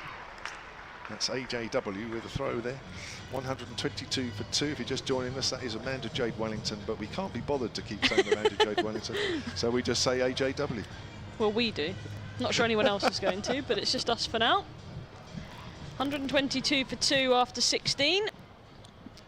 So we're into the final 4. And I said a little bit earlier on, if Freya Kemp's still there with 4 overs to go, the onslaught could happen, because her strike rate is well above 150 in T20 cricket on average. Ellie Anderson then to return. She switched ends. She's now going to bowl her 3rd from the pavilion end. Right, help me out with this name. Okay. Janice Marchiori, I would say that was. Right, so an email from Joss, silentcricket@gmail.com, says, good afternoon. Please can we have a shout out for Marco and Janice Marchiori, who were here as guests watching both games. Happy to do that. Hope you're enjoying it. Absolutely. Ellie Anderson then lost a run up again. She did that a little bit earlier on, actually, in her opening spell. But from the other end this time, still gets it wrong. So I don't know whether she's... They mark it out in centimetres now. Tape measures, precise measurement. Tape measure comes out, boom, boom. Marks out a number of centimetres. So unless she's just misread the tape measure, Just go back to your old school steps, I would.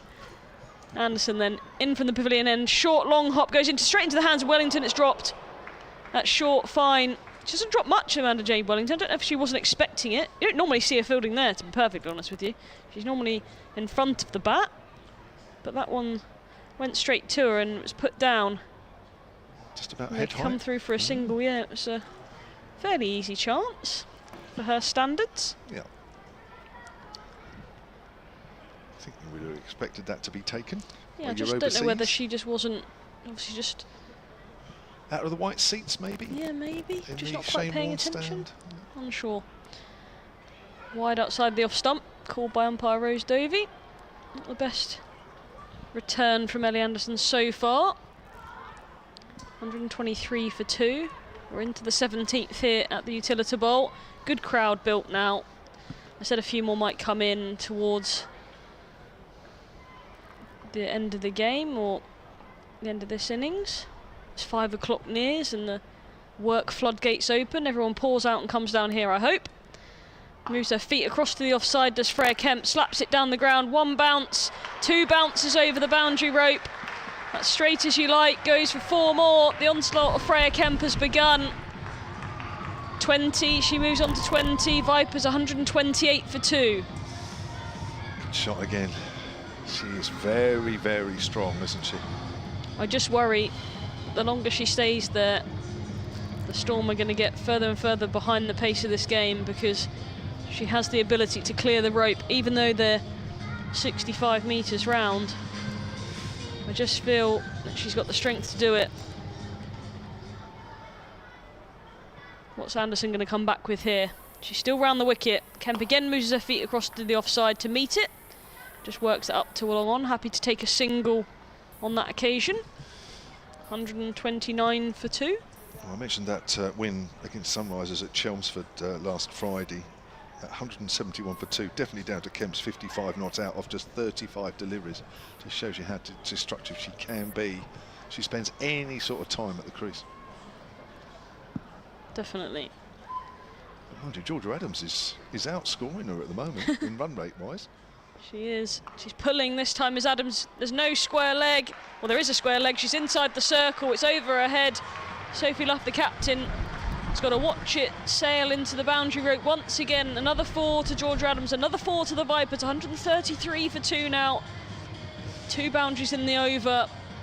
A wide and a couple of singles. That's an expensive one for the Storm, who's trying to keep a lid on this Vipers innings. But they're racing towards that 150 that I said was minimum. Yeah. They want to get way past that now, up to 170 if they can. 3 overs left after this one. Ellie Anderson then to continue over the wicket to Adams, who again is pulling into the leg side. It's a better length though.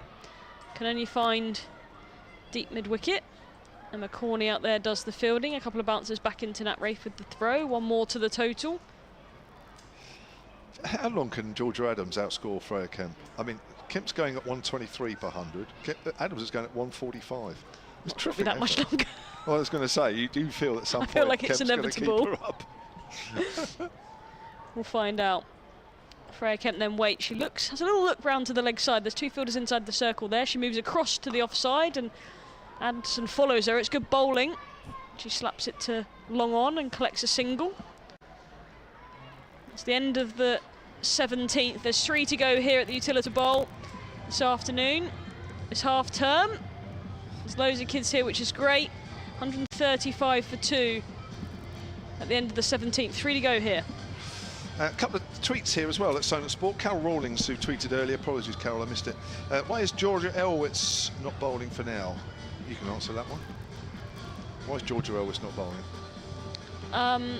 She had a couple of back problems in the last couple of years and she's returning to bowling slowly. I think in previous years she might have returned a bit too quickly and felt the same sort of niggles in her back, and yeah, that's all I've got really. I don't really know why she's not bowling in this competition. I assume it's just a slow return and we'll see her bowl maybe at the back end of the year. It's definitely her back that's the problem, isn't it? Yeah. We've got to change. It's Alex Griffiths back with her right arm medium pace. She's going to come round the wicket. She's going to be bowling to the left hand of Freya Kemp. And we're into the last 3 overs of the Vipers' innings. Driven hard in the air. Now, has she split the field? She has on the leg side. That'll be 4 runs. She's been threatening to do that a couple of times. That's gone between deep mid-wicket and deep mid-on. And again, beautiful striking from Freya Kemp. And that takes the Vipers on to 139.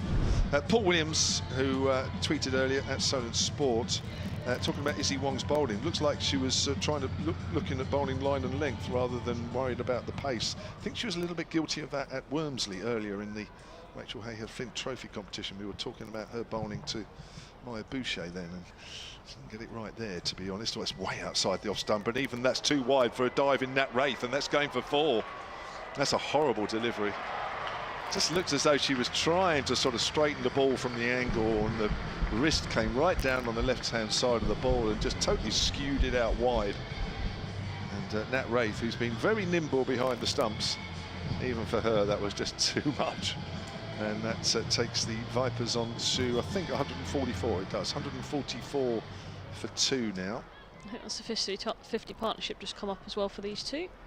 Yeah, 86 was the wicket of Georgia Elwes. So yeah, good stuff here. The run rate is nearly 8.5 and over so far. I'm sure they'll be looking to push that up even higher.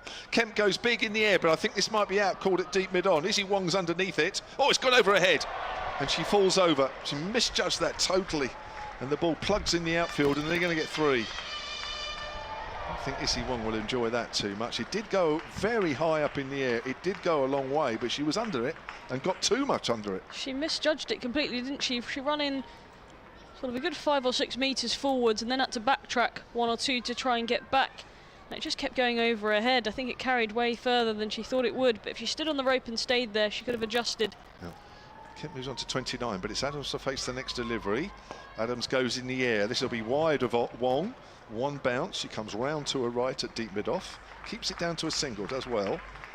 And Adams moves on to 46 now. That's just from 32 balls. But she has been overtaken by Freya Kemp in the strike rate stakes. We said it wouldn't be long. I think it was 7 balls. Is it 7 balls afterwards? Yeah, after you said it, it was 7 balls. But there's still very high strike rates for both these, 145 and 143. Kemp facing. She drives that on the onside. Now that's gone big, has it? Yes, it's 4 more. Now Kemp's into a stride here. And the Western Storm really have got to try and keep her under wraps. It isn't easy. She is a very strong player, as we've been saying. We know she is. Big boundaries here. And even though she's not found the rope a couple of times in this over, she certainly did there. And the Vipers move on to 152 for 2. So the 150 up in the 18th. It's brilliant batting as it uses her feet, goes laterally across the crease to create the angle to access the leg side. Conversations now between captain Sophie Luff and bowler Alex Griffiths. They've decided to protect that leg side boundary. Sophia Smale goes to backward square, goes back onto the rope, and deep cover comes up. So there's a packed offside field now. Point cover and extra cover tight inside that ring. A short third as well. Lots of space on the leg side for Kemp. Griffiths bowls, walks across the stumps, almost bowled. Look at where she is there, Kemp. She's almost on the return crease there, walking across the offside, just tried to scoop it and missed. Now, there's only 4 fielders allowed outside the 25-yard circle, isn't it? So that's why Luff is having to do a little bit of juggling around, yes. There's deep mid-off on the offside and the other 3 fielders on the leg side. But she's got it right, because even the deep square leg is quite straight, and that's exactly right. That's why Kemp tried to turn it away behind square. Oh, it's a full toss. It'll be caught, but that'll be a no ball. It doesn't matter. It's almost chest height, certainly stomach height. Kemp getting an edge. It actually carried to backward a point on the 45, and even though it was taken, I think we all knew it was going to be a no ball even before it all happened. So this means this delivery will be a free hit for Georgia Adams. She can hit it anywhere she likes. It's almost too many options when he gets like this, isn't it? Yeah. The amount of people that are caught off free hits as well. Yeah. There are big boundaries out here. 154 for 2 then. Here comes Griffiths again. Bowls, and Adams goes for the heave on the leg side. There should be 2 here along the ground. There's a little bit of work to do for Chloe Skelton, who does well there, just palming the ball off to her fellow teammates, and they'll pick up 2. So good end to the over, quite a long over actually in the end. But the Vipers, with just 2 overs left to go, having been put into bat because of all the weather around, will be very happy where they are. They are 156 for 2. Georgia Adams closing in on her 50. 48 for her. Freya Kemp striking it well as well on 34. I said if she stayed there, she'd be dangerous. She hits the ball so hard, so clean. They're going to change of bowling again. They're ringing the changes here, the Storm, trying to slow down the onslaught of the Vipers. Amanda J. Wellington, the experience of Wellington. It's a good move actually, because she's got a little bit of turn out of this pitch, hasn't she? Yeah, she's been the best bowler by far. 3 overs, 1 for 13. So they were just holding her back a little bit. I'd like to have seen her maybe bowled out a bit sooner to break this partnership, but they decided now is the time. Over number 19, penultimate one to be bowled by Amanda J. Wellington to Freya Kemp. Ringfield on the offside, fielders out, 3 on the leg side and a long off. The reverse from Kemp and stumped by Nat Wraith down the leg side. She went for the reverse and obviously dragged her foot. Umpire Ben Peverell's given her out, so a bit of an anticlimax after all that. Freya Kemp stumped off Nat Wraith for 34. And that was the breakthrough they required. So a good bit of bowling from Amanda J. Wellington, threw it full and wide outside the off stump, and Kemp decided to opt for, it was almost like a reverse switch hit really changed her whole batting position to try and access the offside. Wasn't able to on that occasion, and it brings to the end of Freya Kemp. So a good wicket for the Storm to take, because Kemp was on a bit of a roll. 3rd wicket to fall. Nancy Harmon, she's also a destructive player when she gets going. Can hit a hard ball, can hit a long ball. She's in at number 5 for the Vipers. 156 for 3. 70-run partnership in 7 overs between good, wasn't it? Adams and Great Kemp. partnership. Why would Kemp change the way she was playing? Because she was hitting well down the ground. Why would Yeah. she then suddenly decide to go I suppose square the up? ring field on the offside just makes you think that's where the space is and get it over those fielders, and it's 4. I mean, we'd probably be saying something different if she made a connection, got it through for 4. We'd be thinking good shot. So Wellington then to continue to Harmon, who works that back to the bowler and can't get off strike first ball. So a precious dot for the Storm as they try and put the brakes on here.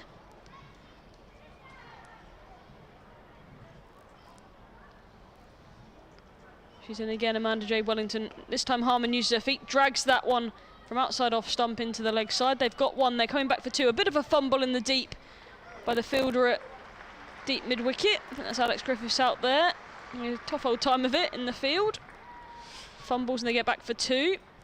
Harmon steals the strike back, 2 for her. She'll be wanting to get Adams on strike if she can. Adams striking at 145 at the minute. Harmon then a sweep from her, splits the field brilliantly. I say that, she hits the second ball for 4. Brilliant shot from Nancy Harmon, splits the fielders. Wellington under pressure. That's a strong hit as well, isn't it? Now that's interesting, isn't it? So Nancy Harmon bats instead of Mary Taylor. Mary Taylor pushed up the order. But is that, so she would have batted 3 if there'd been an early wicket. Is that because I don't know she whether it's to plays lengthen similar? the order maybe slightly and keep everyone sort of in their positions. She just brings someone from lower. I mean, the Vipers bat all the way down to 11. Freya Davis is carded to bat at 11, but she's no mug with the bat. So whether they just bring Mary Taylor up just to lengthen that to keep everyone in their sort of settled positions, they're happy with the balance. But if an early wicket goes, it sort of throws that balance out. I don't know whether that's. There's probably a numerous amount of reasons why. All right, I'm just being told by Alex, who's a world authority on this, that there's only 3 players outside the circle now because of time. Wellington in again. Harmon uses her feet and slaps it to long on, and Adams comes back for 2. No, she doesn't. Sent back by Harmon. I think that's the right call. 1 more to the total. Vipers are 163 for 3. Harmon on 4. Adams now has the strike. 1 ball left of this, the 19th. And 3 fielders they have out are in front of the bat. Long off, long on, and deep mid-wicket. So time constraints mean that they've got to bring one up. And that's popped into the offside by Adams. She uses her feet and can only find the fielder, Emma Corney, at point. So another wicket. Adams goes for 48. They've gone bang bang, have the Storm. They've just maybe halted this Vipers innings just at the right time, because it was starting to really boom into the back end of this innings. But the Captain Adams has gone. She played well for her 48. Good strike rate, 141. But she wasn't able to see it through to the end of this innings. 2 wickets of that over for Wellington. 4 overs, 3 for 20. She's been outstanding this afternoon. The final over then of this Vipers innings. And I said they'd want to get up to 170. They're only 7 away from that, so they're quite happy with where they are. And with 6 balls remaining, you'd like to think they'd get somewhere close to that. You think so, yes. So Emily Windsor dropping down and down and down in the order. Alice Monaghan, we saw her hit a huge 6, didn't we, at Wormsley in the Rachel Hayhoe against Thunder, I think it was. Well, these two promoted, and Harmon and Monaghan promoted on this occasion up the order. They do hit sort of the longest, 2 of the longest hitters, along with Freya Kemp, in this Vipers lineup, so I understand why they've done it. So here's Sophia Smale with a left arm spin over the wicket, last over. That's chipped in the air. This will fall short of the fielder at deep mid wicket. They'll come back for 2. Good running. Harmon moves on to 9, 165 for 4. So 5 balls left of the Vipers innings. Still, Western Storm only have 3 fielders outside of the 25-yard circle because they're out of time in terms of the time allotted to bowl 20 overs. You get penalised by having to bring a fielder inside the circle. Here comes Smale again. Bowls, sweeps. No, oh, you can't give that LBW, but the umpire has. She's trying to sweep that, Nancy Harmon. You've got a left-arm spinner over the wicket, and she's trying to sweep that, and she's been given LBW. If you're watching the live picture feed, let's have a look at this. Bowls, and that's got to be pitching outside leg, you would have thought. But then we saw that, didn't we see Maya Boucher sawn off like that at Wormsley? So Harmon goes, and I don't know, who's the umpire this end? Ben Peverell. Ben Peverell. Well, I think he's got first-class experience, isn't he? I'm fairly sure he was might have been the umpire that gave Maya Boucher out. Oh no, was it on the same? Well? Was it the same umpire? I feel like he was definitely there. I think it was these 2 that did that game. We'll have to look. We'll look that up in the break. But I mean, I know it's sometimes very difficult to tell on the replay, but my initial thoughts were that's pitching outside leg. The Generally, TV from a left arm over coming over the wicket, it's very difficult. And you're sweeping on the front foot. Unless it's hooping back in. Yeah. Anyway, it's been and gone. We won't dwell on it too much unless this game gets really close, and then we will. Otherwise, it's 165 for 5, and Emily Windsor is at the crease now to face. Don't sweep, Emily. Short. Emily works that away. Emily Windsor works that away on the leg side. I think they might go 2. They do. It's good running, isn't it? These 2 are quick between the wickets. Good running from Monaghan. Gets back to the danger end. Chloe Skelton had quite a bit to do down there at deep mid-on, and she was quite close to the rope as well. So 167 for 5. We've got 3 balls left of the Vipers innings. It's Windsor back on strike. Skelton bowls, and Windsor goes big up in the air. Now it's chipped in the end, actually, just short of the fielder. They're going to run 2 again. Great running. Monaghan dives, probably didn't need to. But she was really quick, Monaghan. I looked up, I was watching the fielding, and then as I looked up, Monaghan was almost completed 2. 169 for 5. Bit of a chip onto the green from Emily Windsor. That was a nice chip, yeah. A bit like you two when you play golf. Is that similar to her chip? Mine ends up in the trees. Does it? What about hers? Was that a similar also chip? in the trees. Oh, we spend most of the time looking for the balls than we do actually playing golf. So not normally as straight as that. No. She'll be the first one to admit that as well. 2 balls left, 169 for 5. Well, Windsor has 4 runs from just 2 balls faced. Here's the next ball. It's in the air again. I think they'll get 2 here. That's gone very straight. It'll be a comfortable 2. Monaghan head down, races in. Again, she's home comfortably. That's really good running, appreciated by this good crowd as well. 1 ball left. This is testing the fitness of the players, isn't it? It is. 4 twos in the over and the wicket. They haven't conceded a boundary in this last one, which is vital. 171 for 5 then, plus these, if they get any. And Windsor just works that away on the leg side. I don't think they're going to get 2 here, or are they? Windsor's running to the danger end. No, she's not. The throw goes in at the bowler's end, and that's 2 completed. 2 runs it is. And that ends the Vipers innings on 173 for 5. Windsor finishes 8 not out from 4 deliveries. Alice Monaghan in the end did a lot of running but didn't actually face a delivery. But you never know, that might yet become quite a valuable piece of running in that last over. So overall, I think the Vipers will be fairly happy with their innings having been put into bat. We had a couple of rain showers and they stayed out there. It's okay at the moment. Top scorers Georgia Adams with 48 from 34 deliveries. Georgia Elwes made 45 from 35, and Freya kept 34 from 24. The highest partnership of that innings was the 3rd wicket between Adams and Kemp, which realised 70 off 7 overs. The bowlers, the main wicket taker Amanda Jade Wellington, the overseas player for Western Storm, 3 for 20 from 4 overs with her leg spin. There was 2 for 32 from 4 with Sophia Smale's left arm spin, and there were 8 bowlers used, wasn't there? In the, there was a lot, wasn't there? Storm.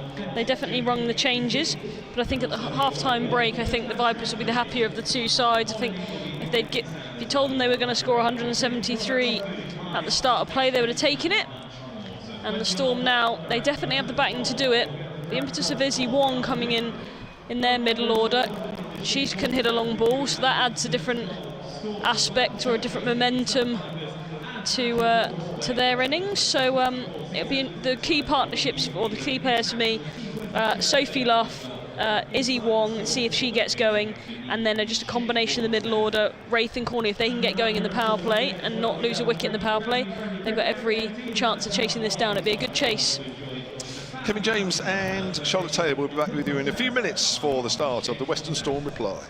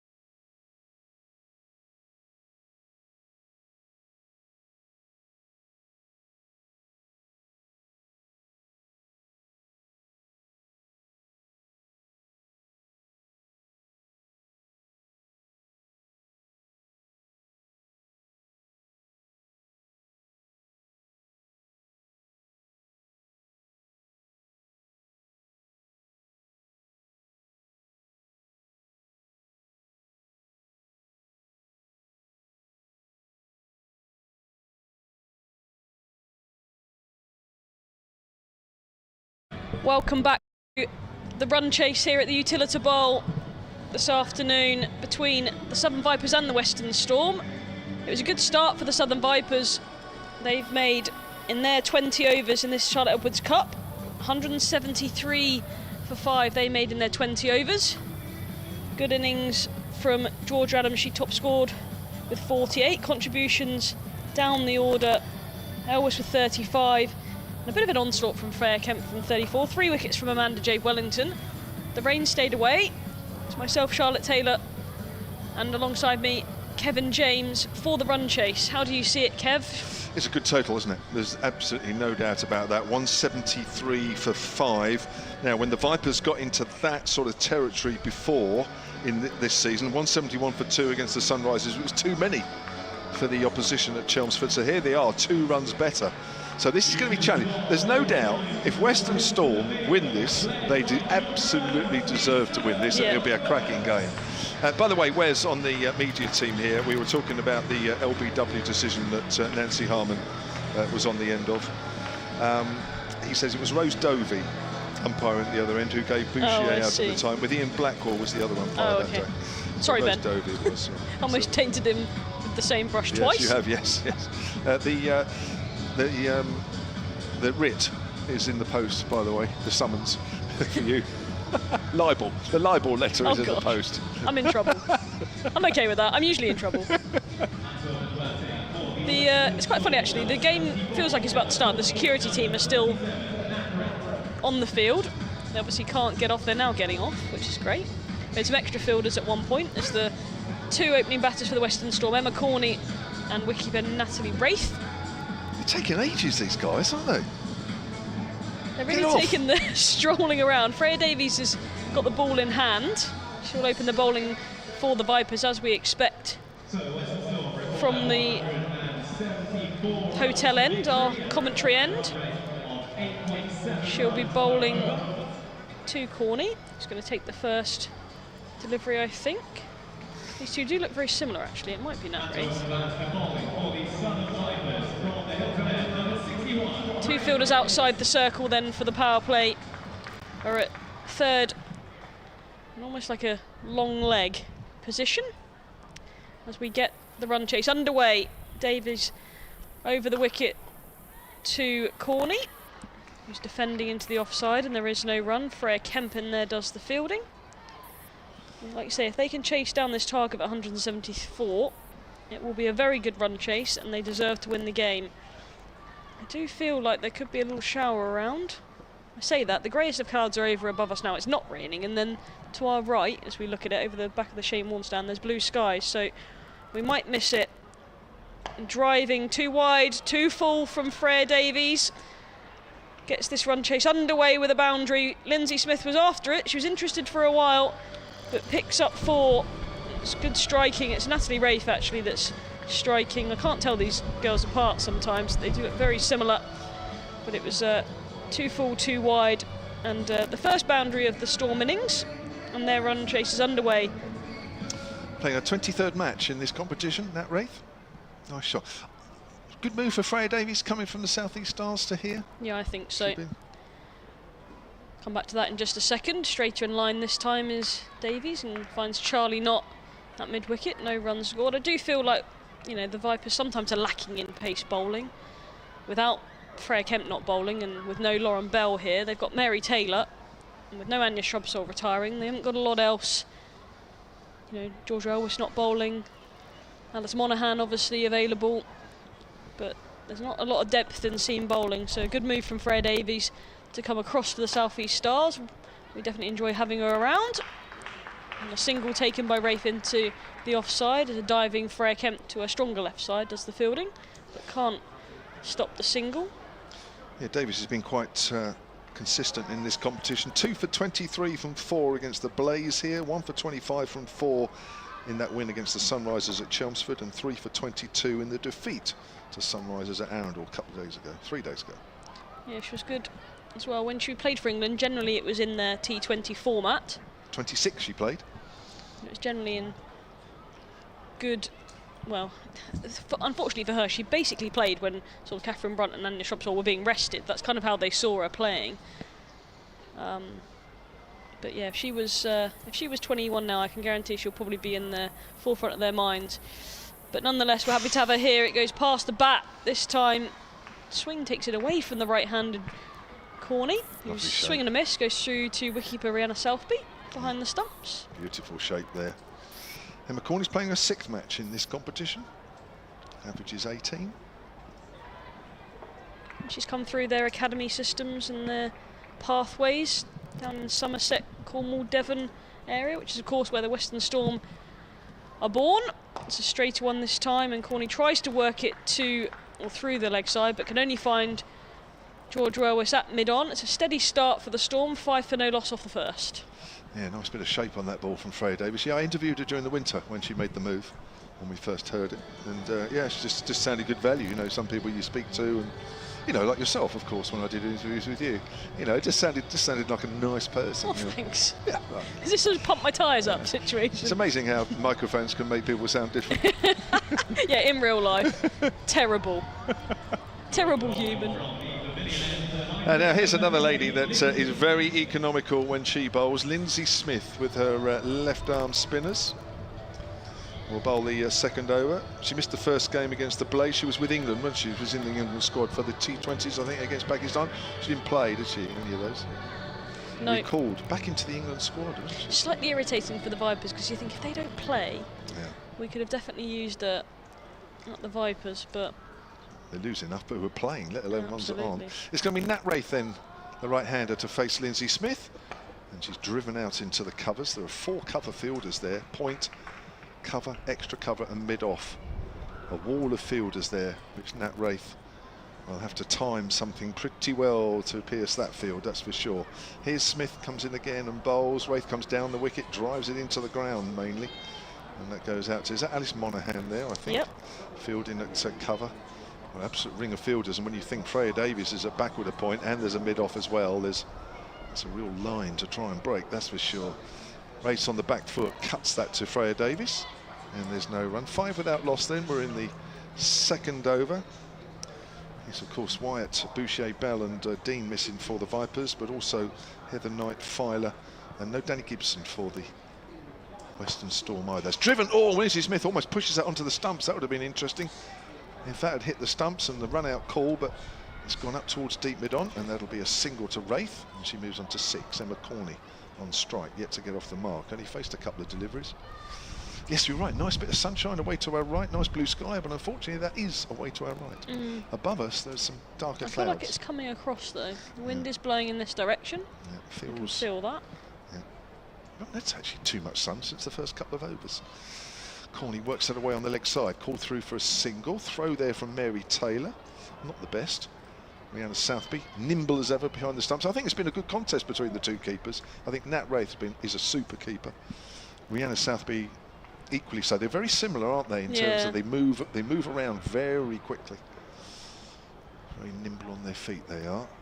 And she's wrapped on the pad, that's very close, although a stunted appeal. Perhaps there was a bit of an inside edge there onto Wraith's bat. In the end, it's 2 overs gone, and the Storm are 7 without loss. 6 of those to Nat Wraith and 1 to Emma Corney. Remember, it's 174 for victory here for Storm, and if they can do it, it'll be their first victory in this competition this season.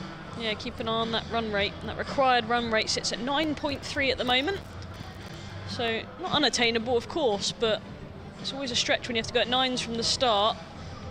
And starting that first couple of overs, they're currently sitting at 3.5, so they definitely need to go a little bit quicker than what they are. The sun seems to be trying to pop through the clouds at the moment. Freya Davies is going to bowl her second. First one went for 5. She's in again, and that's a little bit of swing. Hits the pads of Corney, and a leg by will be called by umpire Ben Peverell as they come through for 1. Good bowling, a nice tight line. But one ball that was way too wide early in her first over. She's come back well. Yeah, played the last of those T20 internationals back in July of last year. She's since lost her England Central contract as well. Now she's at uni in Guildford.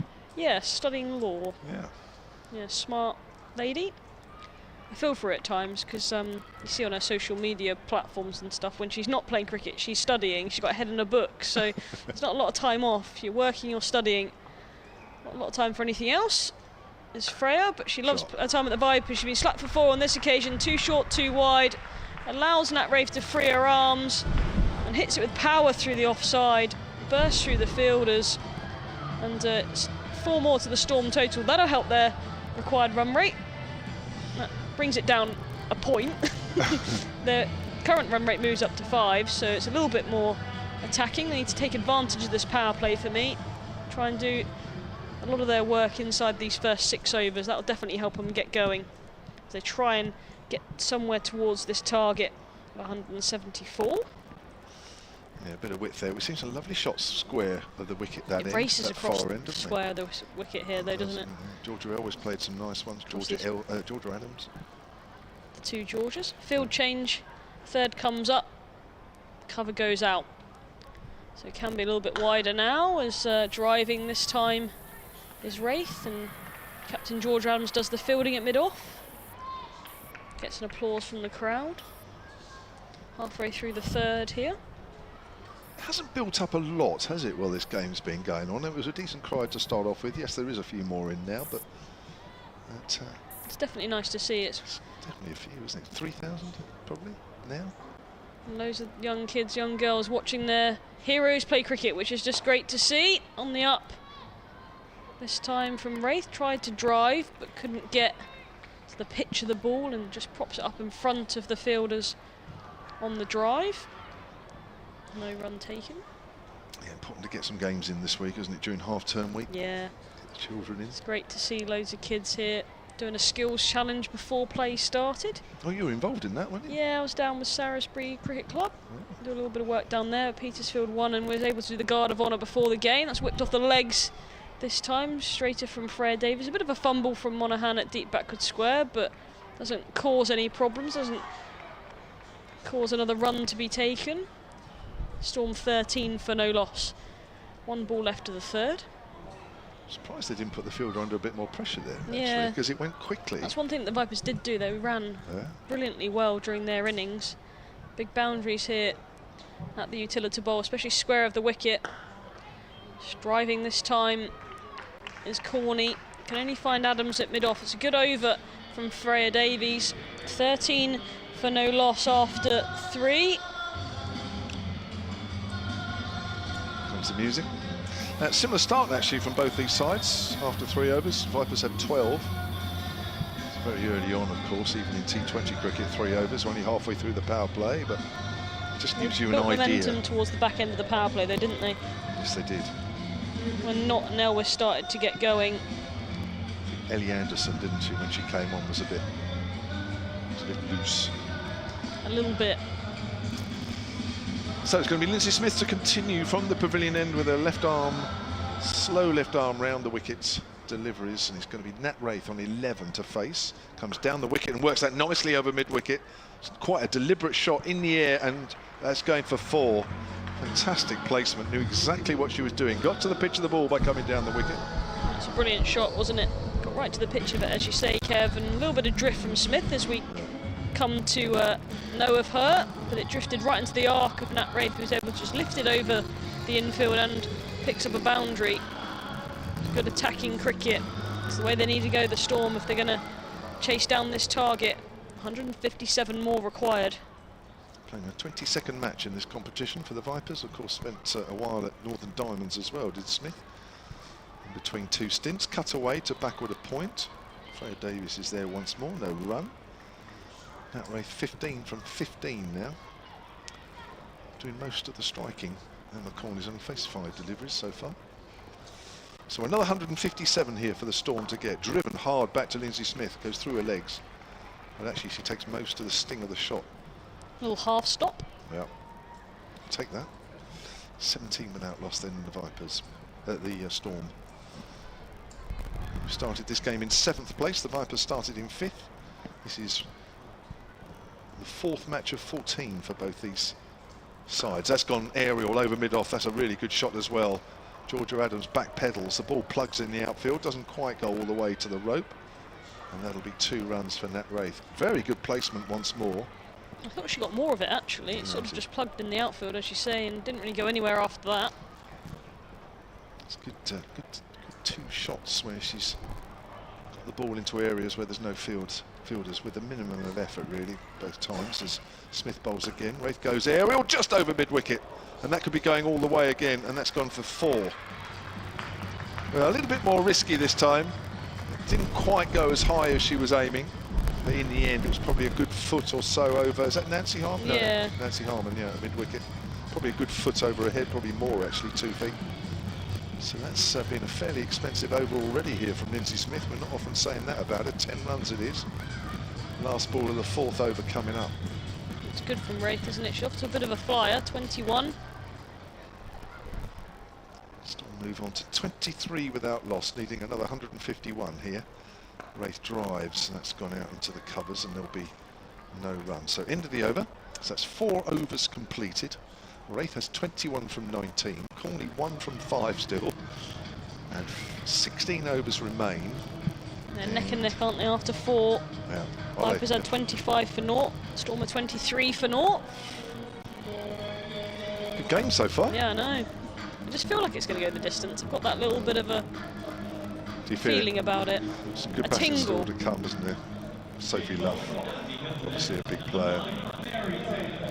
If they are a little bit behind, Izzy Wong can swarm quicker than most as well, so see if she comes into her own later on. See when she'll be carded to come in. I don't know. She's carded to come in at 2, 3, 4, 5, 6, 7. She's carded to come in at 7, but whether they'll send her in earlier if they fall a little bit behind the rate is yet to be seen. Mary Taylor then from the hotel end to replace Freya Davies for her first over of the day. She's short and wide, and she's going to be cut for 4 behind square. It's a lovely shot from Emma Corney. She struggled a little bit to get going. She's faced 5 deliveries, or 6 now. There's 5 to her name with that boundary, but she struggled a little bit, and that just relieves the pressure on her. A bit of a loosener from Mary Taylor. Storm move on to 27 for no loss. And in the other game in this competition, which started an hour earlier than here, the Central Sparks, who were leading the table, have lost.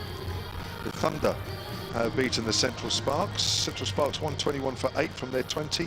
Thunder 125 for 7 after 19. So Thunder won by 3 wickets with an over to spare. A close game there as well. Thunder started a point The more thing than about this Vipers. competition, anyone can beat anyone on any given day. It's a shorter one again from Mary Taylor, but not quite as wide, so cut into the covers, and Emily Windsor is there to do the fielding inside the circle. Yeah, a few years ago, sort of back in 2021, there was a few teams that you're thinking, you go into the game thinking, okay, they're definitely not as strong as us. You can probably go and, you know, sort of take some points from different teams, but that's not the case any longer. Straighter from Mary Taylor, that's better from her, and work to mid-wicket for no run. So certain teams were definitely stronger in the competition. You'd be looking around and thinking, okay, I know where my points are coming from. That's not the case any longer. Anyone can beat anyone on any given day. It was always going to be the case, isn't it? The teams caught the Vipers up there. Taylor in again then. A little bit of swing in the air and into the hands of Nancy Harmon. She's dropped it. She's put it down. It's a chance. Emma Corney dropped on 5 in the 5th. And it was a fairly regulation chance for Nancy Harmon. Went straight to a catchable height. Played all across it, did Emma Corney, and it's fumbled and put down in the ring by Harmon. So that's a chance and a life for the Storm in the power play. And immediately as you drop a catch, the next ball tends to go for 4, and that's exactly what's happened on this occasion. Wider again from Taylor. Goes through Smith at backward point. And another boundary to the Storm. So how often do we see that, Kev, that you drop a catch and the next ball goes for 4? Yeah, there's a bit of width there from Taylor again, wasn't there, really? I mean, when she has bowled it straight, as we saw 2 balls before that, difficult to get away.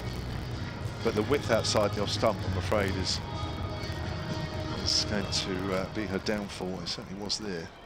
Has been in this over already. Taylor with a response is cutting and cuts above, up and over point. It's a poor delivery again, too short, too wide. And Emma Corney helps herself to 4 more. It's a good over for the Storm. 3 boundaries from it. Concedes 12 in her first as Mary Taylor. Storm 35 for naught after 5. Yeah, expensive drop, but it's not helped, is it, when your bowler then delivers a couple of overs like a couple of balls like that afterwards. I think it probably makes Nancy Harman feel even worse. So I don't think Mary Taylor will get another over. I'd be very surprised, because there is a bit of momentum now in this Storm innings. And the first thing you've got to do is either break the partnership or certainly try and cut the number of runs per over down and try and create a mistake, trying to put the pressure back on, because at the moment Storm have started probably just how they would like to have done. They have not lost a wicket as yet. Georgia Adams, the captain, into the attack. She'll be bowling her off spinner, or off spin. 16 wickets in this competition for Georgia Adams. 22 apiece. So 139 needed with 90 balls remaining. It's a tough ask, but you need players going along nicely, which they have. Now that's it to mid-wicket. That's surely going to be out. And this time, is that Nancy Harman again? Well, she's made up for it. She'll be delighted with that. Maybe slightly easier catch. It wasn't hit particularly well. And it just sort of looped to mid-wicket more than anything. But Nat Wraith goes. Dangerous player, Nat Wraith. She's gone for 21 from 20 balls. Yeah, she played well for a 21, actually.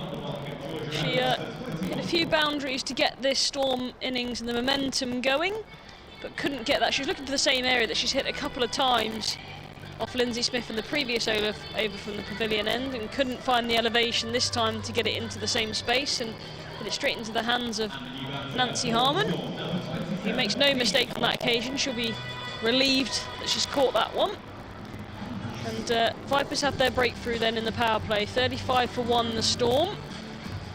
And brings Niamh Holland to the crease. Playing her 14th match, the 19-year-old, in this competition. 120 runs she scored. Average is 13. So, I'm sure Mary Taylor's gone up to Nancy Harman and said, "What have you got against me then? Yeah. You dropped my catch. Yeah, and yet off the captain, you make sure you take it."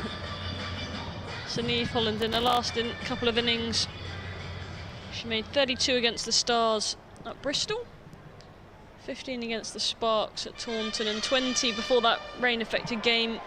And the rain came down at Beckenham, so she's got a few starts in the last few innings. That 32 actually was the top score in the high score in the competition. Here she is then facing Adams. She works that up to Harman along the ground. You don't hit it to Nancy Harman in the air. Not now. Not anymore. No, you did 5 minutes ago, but not now. Yes, you won't get away with it now. The sun's trying to come out again. As Holland pushes that out towards extra cover, fielded by Lindsay Smith. So 35 for 1, 139 needed. We come towards the end of the 6th over.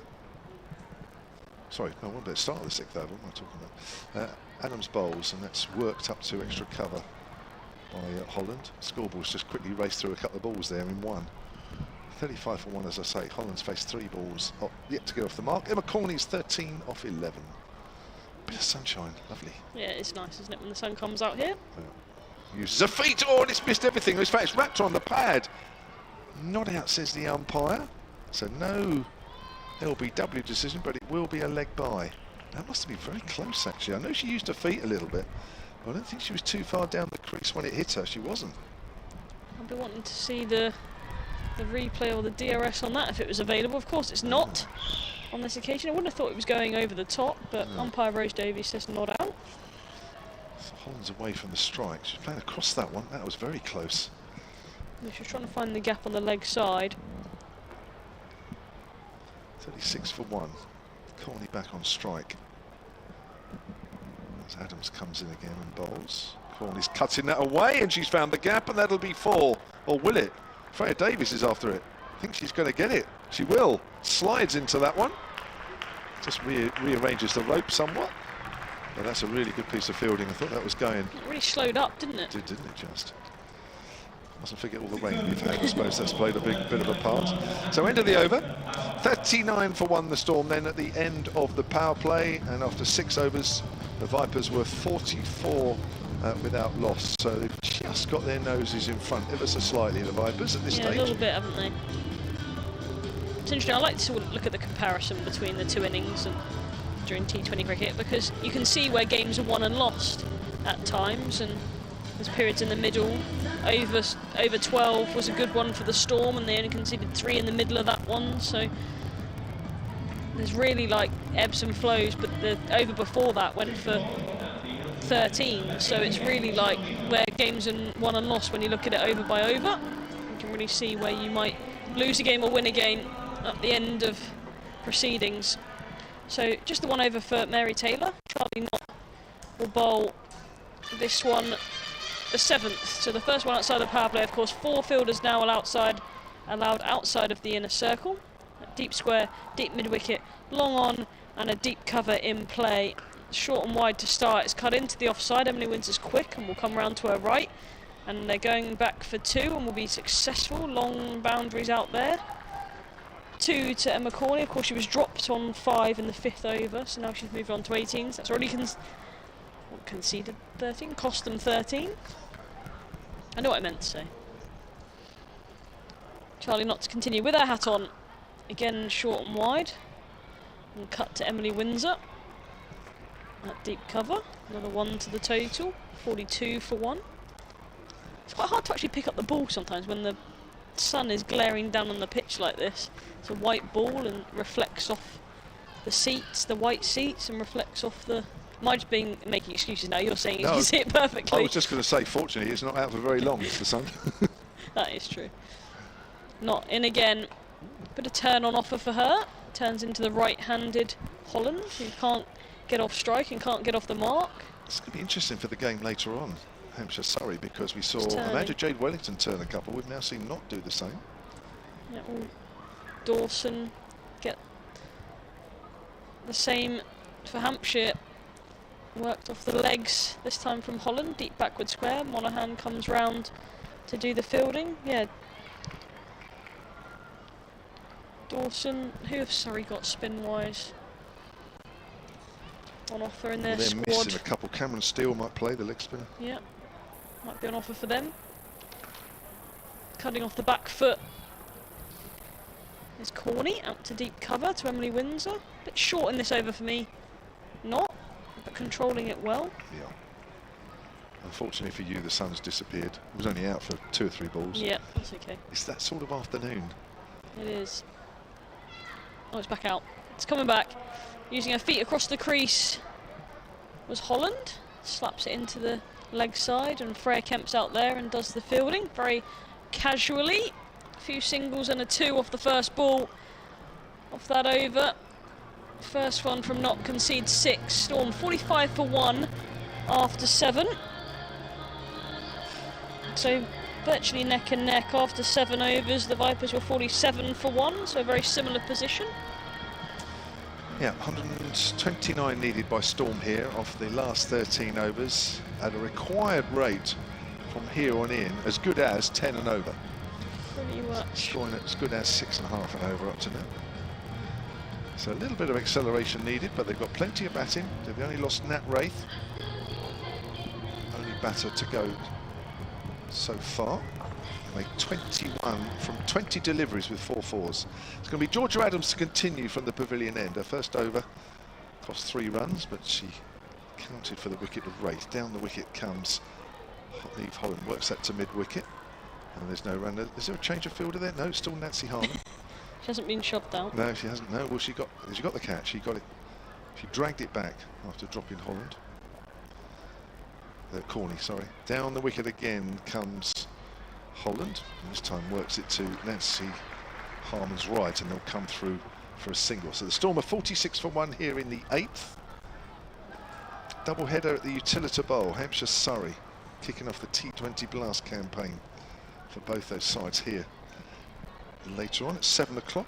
Replay of the semi-final from last year, was it? Yeah. Somerset obviously winning the competition last year. They beat Surrey, and Hampshire lost to Essex. As down the wicket comes Corney and drives that hard up to mid-off, but can't find the gap. I thought Elvis was going to run past that then, but she's managed to. It was sort of snaking along the grass, and wasn't it? I thought she was going to be beaten, but did well to clamp down on it in the end. Showed some experience, get the body behind it. As Corney works that away on the leg side, finds Nancy Harmon this time. So she's in the game, isn't she, Harmon? She is. Important position, that mid-wicket.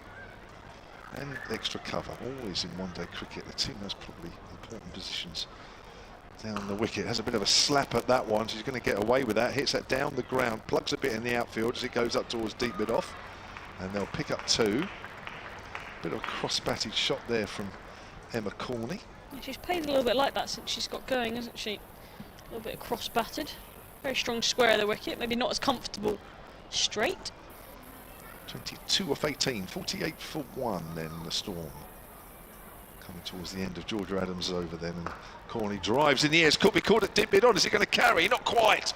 Great effort on the half volley there at the far end of the ground. And that was Charlie Knott running in off the boundary. I think she was always second favourite, but in the end she's got it on the half volley, diving forward. Yeah, it's a very good stop in the end, because those are the ones that can easily go underneath you as it bounces. But she's done well to just keep it to 1. At the end of the 8th, Storm 48 for 1 after 8. At the same stage, the Vipers were 55 for 1, so still neck and neck. This is where the Vipers, though, just started pulling ahead a little bit. The partnership between the two Georgias, Elwys and Adams, started to get going, and into the middle overs where we saw the introduction of Freya Kemp, and just started to pull away a little bit. So the Storm need to keep the momentum going. If they're sticking with this run rate, it's gone up now, the required rate, to above 10s. Charlie Knott then to continue over number 9 from the hotel end. A little bit turn on offer again, chopping down on it to backward point was Emma Corney, but couldn't get past Freya Davies, that was waiting there to stop the single inside the circle. 3 fielders waiting in the deep on the leg side. Shorter this time from Knott, and on the back foot, slapping to long on. Corney picks up another, she moves to 24. 50 runs for the Storm, the 50 partnership coming in the 9th. The Vipers 50 came in the 8th, so very closely knit. So we're going to be a really good game if it goes the distance. Moves her feet across to the offside to create the angle. Sweeping into the leg side was Holland, and the fielder at backward square does the fielding. Good fielder Alice Monaghan out there, quick to the ball, gets the throw in nicely. 51 for 1, halfway through the 9th. Just feel like there's something in the air, something's happening, something's brewing for me, and that could be me jinxing it, but it's a drop catch. Drop catch by Freya Davies, a backward point. Emma Corney used her feet, was stretching out, trying to reach the ball into the offside, was miles away from it really, spooned it up in the air, and it was a simple chance really for Freya Davies. She was running backwards a little bit, but 2 drop catches now, 2 chances for Emma Corney. She's been dropped on 26 and 5 now, and it's costing the Vipers at this stage. Charlie Knott in again and driving on the up to extra cover this time as Corney. Now sitting on her second life. How many is she going to be a cat today? Is she going to get 9? I hope not, for the Vipers' sake. Last ball of the 9th.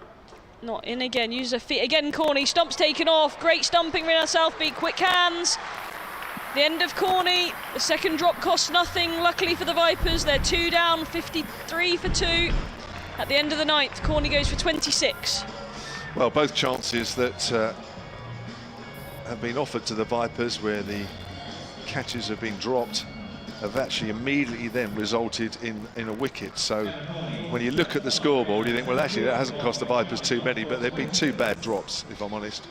Yeah, but, 2 that they'd want to not see again on the replays, those 2. But they've stuck at it well. They're still trying to take wickets, which is important in T20 cricket. You want to keep trying to take wickets throughout the innings. That puts the brakes on more than anything else. Good stumping from Rina Southbeat. She's got the quickest hands and doesn't fail to take off the bails, and her signature point to the umpire saying that one's out. Now this is a big wicket to get, isn't it? Sophie Luff playing her 59th match for Western Storm in the T20 format. She's been around quite a while as the 30-year-old. She averages 26, just under 750 runs in T20 cricket. She almost got Western Storm over the line in a big run chase down at Bristol in the Rachel Hayhoe Flint Trophy Got very close. Luff almost got them over the line, but actually towards the end, didn't she? Got caught. Big shot. She went try to go over the top, got caught a deep mid on. I'm sure if she gets in this time, she'll try and make it count, but there's a lot to do here for the Storm. It is a big total, 173 for 5 that they're chasing. The problem is that run rate, Kev, will keep climbing. Yeah. So it's up at 11s now. Wasn't long before it was just below 10s, but now sitting at 11, it gets harder and harder, and that's 11 consistently for the next 11 overs. It's not an easy feat. Right, Mary Taylor's back on, switching ends, trying to bowl a little straighter. She was a little wide of the off stump in her 1 over from the northern end, our commentary end. Her first over went for 12. She's now going to try her luck at the pavilion end. She's bowling to Neve Holland with Storm 53 for 2. We've had 9 overs. As the sun disappears, what little sun we had is played into the ground as the ball bounces out into the covers, and there is no run. It's been like this all afternoon, a little bit of sun, and then it all goes dull, then a few clouds come over, we had a little bit of rain, and then that all disappears and it goes dull again. It's been everything today. Everything during this game. Licorice all sorts. Yeah. And the crowd's just starting to fill up as well, which is nice to see. It is. Mary Taylor, right arm over, bowls. It's a thick outside edge down towards third by Neve Holland, trying to drive on the up. She moves on to 5, 54 for 2. There is a very big dartboard up on the hill at the far end of the ground between the Rod Bransgrove Pavilion and the Shane Warne stand. It is huge. I have to say, it looks very inviting. And you can almost read the numbers from here. That's how big it is. It looks a lot of fun. I wish we were at that end of the ground. I'd have had time between games to go and have a look and maybe throw a few darts. There'd be big darts. Well, it's probably those football darts, you know, when you kick the ball and it sticks to the... Yeah. Here's Taylor then to Luff, who's on the back foot. Pushes that out towards extra cover. It's a better response from her. That's much. That's the line she has to bowl, really. There was just a little too much width a little earlier. Mary Taylor so far in this competition this year.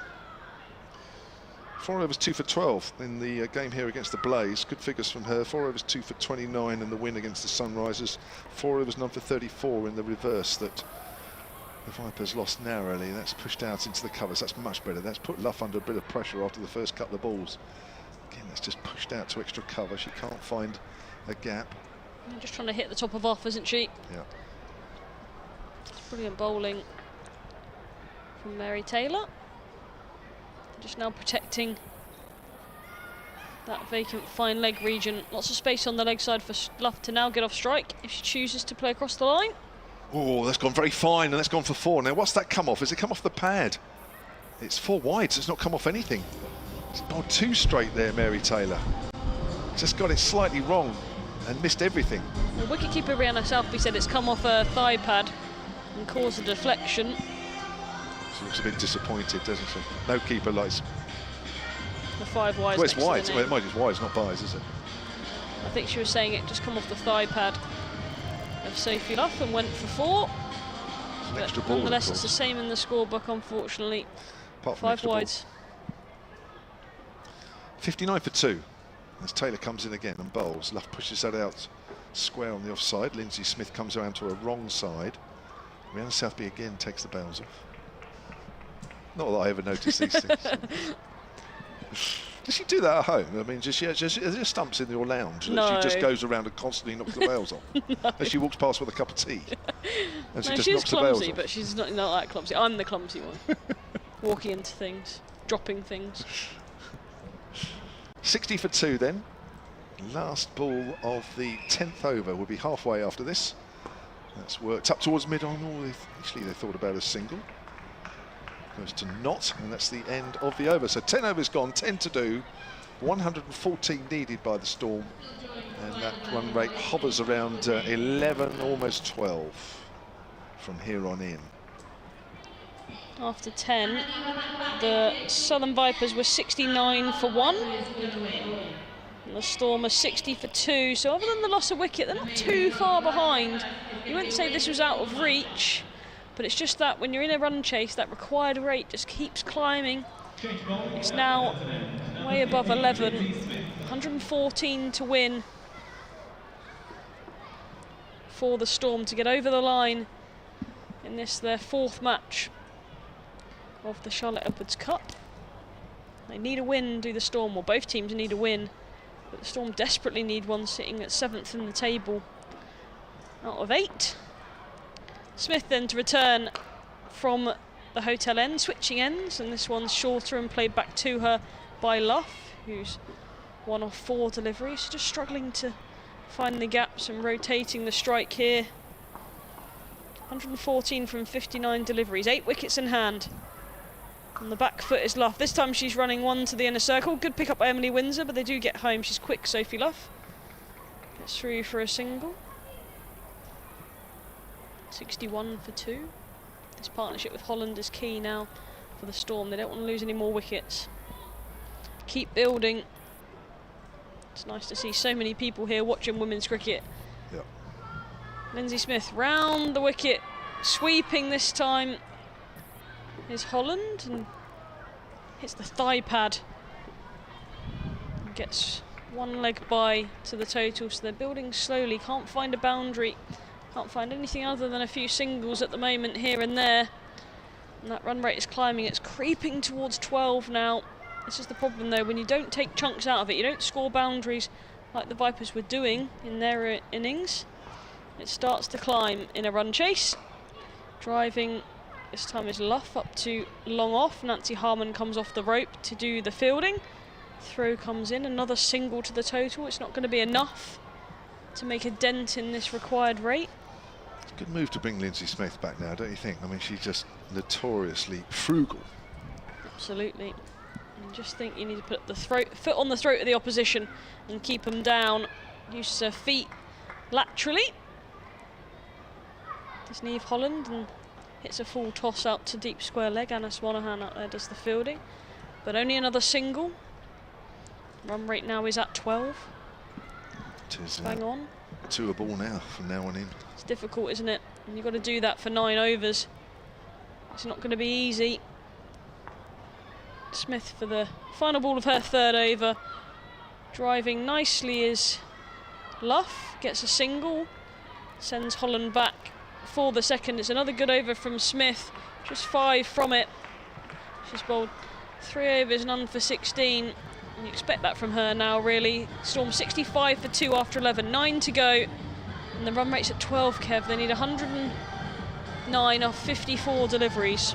Yeah. I mean, any over now that goes for less than 12 is a good over. I mean, obviously you don't want to be going at 12s, you don't want to be going at 11s, but basically any over now that Western Storm don't get 12 from, just piles the pressure on. Absolutely. The pressure's on now. An interesting move now, bringing back Freya Davies as well. They're really starting to bring their strike bowlers back, aren't they, just to try and kill the game, to get it so far out of their reach that they're going to then have to really go some to get up to this total. Like I said, 109 from 54. It's a real hard, you'd like to say that the Vipers are pretty much in control of this game. Here's Davies then to Luff. Luff drives up towards extra cover, finds the fielder. That's a dot ball. So 12 off this over becomes even harder when you think it's 5 balls to get 12. Hapworth Lewis is showing 92 at the moment. I don't think we're going to have any significant amount of rain. We might get a little bit more, but they're just little quick showers. Nothing worth. We've played through a couple of quick showers as it is in this game. Luff drives in the air, but safe into the gap in the covers. But we've got a deep fielder in Alice Monaghan, so it's a single, and it's 66 for 2. And of course, all the time they don't get 2 a ball. That run rate required jumps, and it's now 12.5. Yeah, so so it really singles is are motoring, fine. isn't it? Yeah. Singles are fine for the Vipers. They won't be worried about singles. Storm batters just getting together just to discuss how they're going to get boundaries. That's what they're going to need at this point. In fact, their run rate actually in this innings so far has actually dropped below 6, and it was over 6 initially. So the run rate is actually dropping in terms of what they've used up so far. Sunshine out. Now there's a hit. Now that's gone backward of point. It was an outside edge. It will be 2 runs as Lindsay Smith runs backwards. So 2 off this ball, which is the absolute minimum that the Storm need from here on in. And they are 68 for 2. Holland's on 8 of 16 deliveries. And they need Can't quite see because the board's on. It's showing Wasp now. Wasp is 15% for the Storm. 106 they need. 106, thank you. From 51. 15% Wasp for the Storm's not very high, of course. That's worked away hard up to mid-on by Holland, but there is a fielder up the top end of the ground. That's Charlie Knott. It's just a single. Again, no major issues for the Vipers with singles. Run rate now at 12.6. Just keeps climbing. 105 off 50 deliveries then for the Storm to win their first game of the season. Looks like it's slipping away a little bit unless somebody does something. Love hits it over mid-off. Lovely shot over the head of Georgia Adams. Just gave herself a little bit of room there, Sophie Luff, and hit through the line of the ball. Lovely strike. And they need a few more of those. They do need a few more. 73 for 2, the Storm. Luff is 9 of 10, sorry, Charlotte. I was just saying that they're going to need to sort of hit 2 or 3 of these and over now for me to get it to a place where they can control the game again, because at the moment they're just going to have to keep chasing, and with the need to score boundaries comes in the chance to take wickets for me. Faye Davies runs towards us and bowls. Luff works that to backward a point, but only to Lindsay Smith, and that's a dot ball to end the over. So 73 for 2 then the Storm. They need 101 from here, from 8 overs, and that run rate just over 12.5 and over from here on in. So it's actually fractionally more than 2 a ball now, but they haven't managed to get that run rate so far in their innings to just over 6, but it needs to climb. Yeah, it's a long way away for the Storm at the minute. Sophie Luff, the captain, looks frustrated. Both her and Holland are striking, well, Holland's striking at 52.9, which is nowhere near quick enough in T20 cricket, and Luff struggling at a strike rate of 81, so they need to really increase that if they're going to have any chance of chasing down the 101 left to win. 48 deliveries to do it in. Charlie Knott returns for her 3rd over from the hotel end. She's over the wicket, and Luff uses that's Holland actually, so he uses her feet and hits it into the offside, and Emily Wins is quick off the rope to keep it to a single. It's not really coming out the middle of Niamh Holland's bat, is it? No, and she looks like she's struggling out there, to be honest with you. She can't find any rhythm, any real timing. Ringer fielders on the offside. Sophie Luff has fielders at long off, long on, deep mid-wicket and deep backward square leg. For her, the sun's out shining on the ground. It's lovely here at the Utilita Bowl, and off the back foot is Luff and slaps it up to long on. Nancy Harmon comes in from the rope and does the fielding. Another 1 to the total, but the Vipers won't be worried about that. They can concede ones all day long here. It's the boundaries which will kill it now. If they to leak any boundaries, run rate up at 13 now. More than 2 runs of delivery. It's really hard ask for these batters.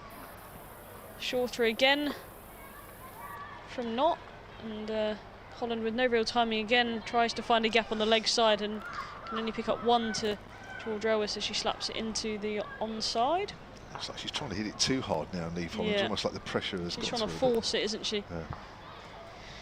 Not in again. A little bit of flight, sweeping is Luff, and comes off her thigh pad, I would think, or a glove. Doesn't go anywhere far enough than Rihanna Southby. Leg bye is called. She comes out from behind the stumps to retrieve the ball.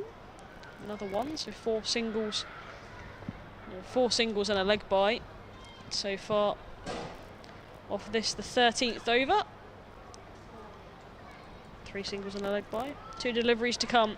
Good over again for the Vipers. Reverse sweep from Holland was opted for. Rihanna Southby's taken the bells off. She's crept out of her crease. Is Holland. It's a tough innings for her. She found no real timing, no real energy. 57.9 strike rate, 55 strike rate in the end. Brilliant bit of work from Rihanna Southby. She comes out from behind the stumps and takes the bells off as quick as a flash. She's dragged her foot only slightly, but that's all you have to do before Southby has the bells off. It's the 3rd wicket to fall for the Storm. They're 77 for 3 in the 13th, and this is getting now really quite difficult for the Storm to get out of this hole. Yeah, I don't know what she was doing there, Holland, was she? She went for a little walk there, didn't she? Obviously wasn't quite sure where the ball was, and again, because of the scoreboard pressure and pressure of the required rate and the amount of runs they need from here just makes you do silly little things. And this is what I thought might happen. The introduction of Izzy Wong. She was carded to bat at 7. We're now going to see her come out at 5 because she does have the ability to score quickly, hit boundaries. She's no mug with the bat, and I thought this could happen. Yeah, well, she has a high score of 45 in this competition. One feels that she's going to have to break that if the Storm are to win this game. She's going to have to score quickly, that's for sure. Run rate required now at 13.5. She's going to face her first delivery in a Storm shirt. She's on loan from the Central Sparks. From Charlie Knott, comes over the wicket to her, and she slaps it through the offside. It's straight to Georgia Adams. She's out for a golden duck. She tried to create a bit of room for herself, wasn't able to get the elevation. And Georgia Adams, the captain, was waiting at extra cover. And Izzy Wong's gone first ball. Bowling of Charlie Knott, that's a good over. 2 wickets in the over. The breaks are really well and truly on the Western Storm's run chase as it starts to just really slither away from them. 7 overs to go. Storm are 77 for 4 and they require another 97 off the last 7 overs. Well, 3 for 13 for Charlie Knott. She's already smashed her best figures for the Vipers in this competition. She's only taken 1 wicket in each of the 3 games previously, so she's well out there at the moment, and it sums Izzy Wong up at the moment, really, doesn't it? Really, not a lot seems to be going a lot for her, whether she's bowling or whether she's batting. It's just not really coming together. Bowling wise, she opened up. She bowled, in fact, she only bowled 3 overs, none for 22, but it wasn't particularly threatening, was it, really? This is a good pitch, actually. The ball's come on quite nicely. Hence why the Vipers got their score of 173 I think they've been quite ruthless with their lines and lengths, the Vipers, at times. A couple of looseness. There was a bit of a loose over from Mary Taylor, a couple of loose deliveries from Freya Davies, but overall, especially the spinners, they've been really tight to their lines and really kept the Storm under wraps. And they're not able to explode through this innings. Right, Mary Taylor, we're looking for a nice tight over from you, not necessarily because it's a match defining over, but I think just for her own confidence. Just think she's been a little wide of the off stumps. Bowled 2 overs, none for 19. She's going to be bowling to Sophie Luff then, who's on 10. And from that pavilion end, bowls. Luff is forward, that's better. Every time she bowls nice and tight, the batters can't get it away. It's gone back to the bowler. And Luff is now 10 or 14. She's going to have to start to do something soon. Yeah, for me, she's got to start doing something now. I mean, there's no real use in defending the ball back to the bowler. You've got to throw your arms at it a little bit, use the space into the leg side, surely. Yeah. The Wasp is now throwing 3% against the Storm. It was 15 a little while. Luff works that into the offside, a little bit of width, but the ball trickles out to the offside more than hit out to the offside. And Luff moves on to 11. 78 for 4 then. Looks like the Vipers are going to win this one unless somebody pulls something out of the bag here. Will it be Alex Griffiths? Will it be Sophie Luff? Amanda J. Wellington to come in? Is she going to pull something out of the bag? That's what you'd want from your overseas cricketers, to come over and change games of cricket. She's certainly going to have to do that as and when she gets in, if she gets in. I'd like to see her come in next. I'd like to see her come in before Griffiths, but I think she has the ability. Griffiths it is then to face. It's on the back foot. So she's running a quick single. Mary Taylor almost got to it, moving to her right. If she had got to it, that would have been interesting. Just outside of her clutches as the ball made its way up to mid-on. 79 for 4 then. Griffiths off the mark straight away. Halfway through the 14th. What's that run rate required now? Over 14.5 and over. Yes, it looks like out of the reach of the Storm, to be honest with you. That's a lot to get, isn't it? 14.5 and over from here on in. With batters, new batters at the crease, or ones that aren't sort of scoring freely. Just it's going to be a really tough ask. Yeah. Just once these two sides have met in this competition. That was last year, where the Vipers won by 7 wickets. Looks like the Vipers are going to keep that unbeaten run against the Storm here, as that's worked to square and there's no run. Luff. For me, you've got to sort of die trying here, haven't you? You've got to start swinging the bat a little bit. There's no point working the ball around for singles. You've got to start using your feet or moving around trying to play maybe a little unorthodox to try and get boundaries. Mary Taylor, right arm over, keeper standing up, bowls down the leg side, well taken by Rihanna Southby. They're sort of asking for a catch, but she was the only one asking for a catch. She was. It was always a wide. She's got her hands on hips. 80 for 4 then, the Storm. 2 losses and a no result so far this year for them in this competition. Looks like they're still going to be looking for their first win after this visit to the Utilita Bowl as Taylor comes up again and bowls, and Luff drives up to mid-on. Again, it's only a single. Vipers will take that all day long. 81 for 4. We're in the 14th, coming towards the end of the 14th. So I mean, I feel like you just have to, rather than pushing the ball to mid-on, you know, trying to access, there's a massive gap between long on and deep mid-wicket. Try and maybe use your arms and force, it might be a bit ugly, but try and force the ball into the leg side to try and see if you can start some momentum with a boundary. I think there's a fear of them being bowled out before 20 overs or something. There's a nice hit out on the leg side, but it'll only be a single up to deep mid-on by Alex Griffiths. She looks as though she's going to try and give it a little bit of a stronger arm. And that's the end of the over. So 6 to do. And it's still, was it 90 odd to get? Is it? I can't quite see in the sun. So 92? Sounds yeah, I think right, it's 92. Should look on the screen actually, shouldn't I? I can't see it. Lost it, but I think it is 92. 6 overs left, and that run rate required now is over 15 from here on in. It's kind of, I mean, 15 and over for 6 overs, that's a real tough ask, isn't it? I think any side, men or women, would start to struggle with this run rate required. Charlie Knott looks like she's going to bowl her final over. She's bowled brilliantly so far. She's taken 3 wickets and changed the game, changed the course of the game for the Southern Vipers. Don't know if you heard that over the stadium announcer, but this will be a hat-trick ball for Charlie Knott. 2 wickets off the previous 2 balls, and she's bowling the first ball here. It's a hat-trick ball here, and I don't know whether it was a faint edge as the ball's called wide as it went through to wicketkeeper Rihanna Southby as it was fetched from outside the off stump. Hat-trick ball when you bowl it wide. Yeah, well, does it still count as a hat-trick then, does it? Still carrying it over? No. That's a good question. Uses her feet this time, does Griffiths, and plays it up to long off. Lindsay Smith comes in off the rope to do the fielding. Another single, that won't bother the Vipers one little bit. That's a great question. 2 I don't wickets think and it is 2 a great balls, question. and then a Surely wide, and then a wicket. Surely then it's not a hat-trick because you've just conceded a run. Oh, true. Not in again. Luff this time uses her feet, slaps it down the ground. 1 bounce into the rope, or does it go all the way? No, 1 bounce into the rope. It's tough to see down here.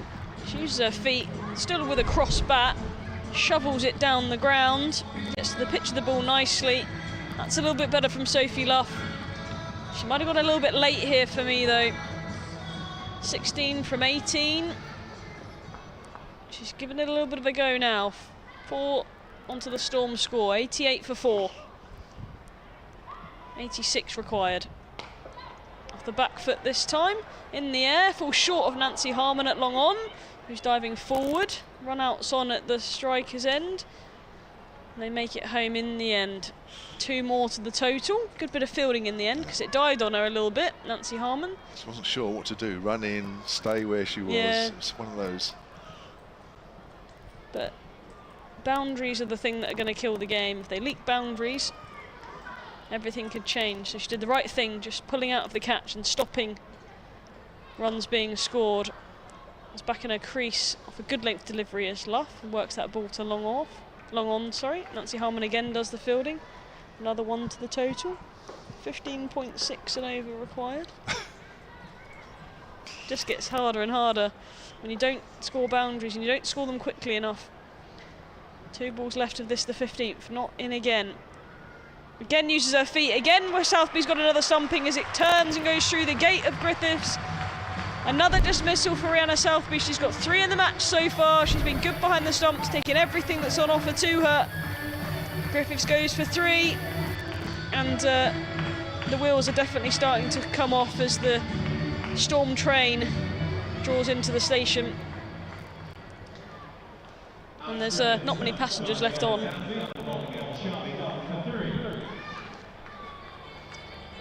as a new batter. Amanda Jade Wellington comes out. I'd like to see her come in a little bit earlier than what she has done so far, but who would you put her? Who would you have brought her up instead of? Well, just maybe one place sooner, so maybe instead of Griffiths. I just think when she does score, she scores quickly, and she's showed it in the 100 a few times, and I've seen her play a few good innings, and she played a brilliant innings. Can't remember where it was at the Storm. She played in the Rachel. They were well behind the game and got them quite close in a game against, I want to say Sparks, but I could be wrong, and got them very close to sort of taking a win there. I think she fell short a little bit in the end, but you just need those types of players. They tried it with Wong and it didn't pay off. I'd have done it again with Wellington just to see if it paid off with her, because now she's got a lot to do. I mean, 83 from 31 required. It's a real tough ask for her. Charlie Knott's bowling brilliantly. She's got 4 in the match so far. She'll go on the honours board here at the Utilita Bowl for her 4 wickets in T20 cricket. Can she get a fifer? I love how the scoreboard's currently showing a partnership of naught when it's a new batter. Of course it's naught. Reverse sweep opted for first time by Wellington.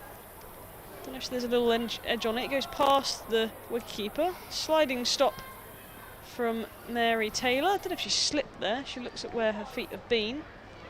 I think she must have got bat on it. So a run to Wellington, a run to the Storm. 92 for 5. Brilliant from Charlie Knott. 4 overs, 4 for 23. She's been fantastic today with the ball. Got to start with the bat. She got 17 with the bat, but wasn't able to go on. But she's been brilliant with the ball. That's what you want from your overseas players, to come in and change games of cricket for you. She's done that today. 5 overs left here. The Storm 92 for 5. At the same stage, the Southern Vipers after 15, they were 113 for 2. So they were 30 runs ahead. 3 more wickets in their armoury to use.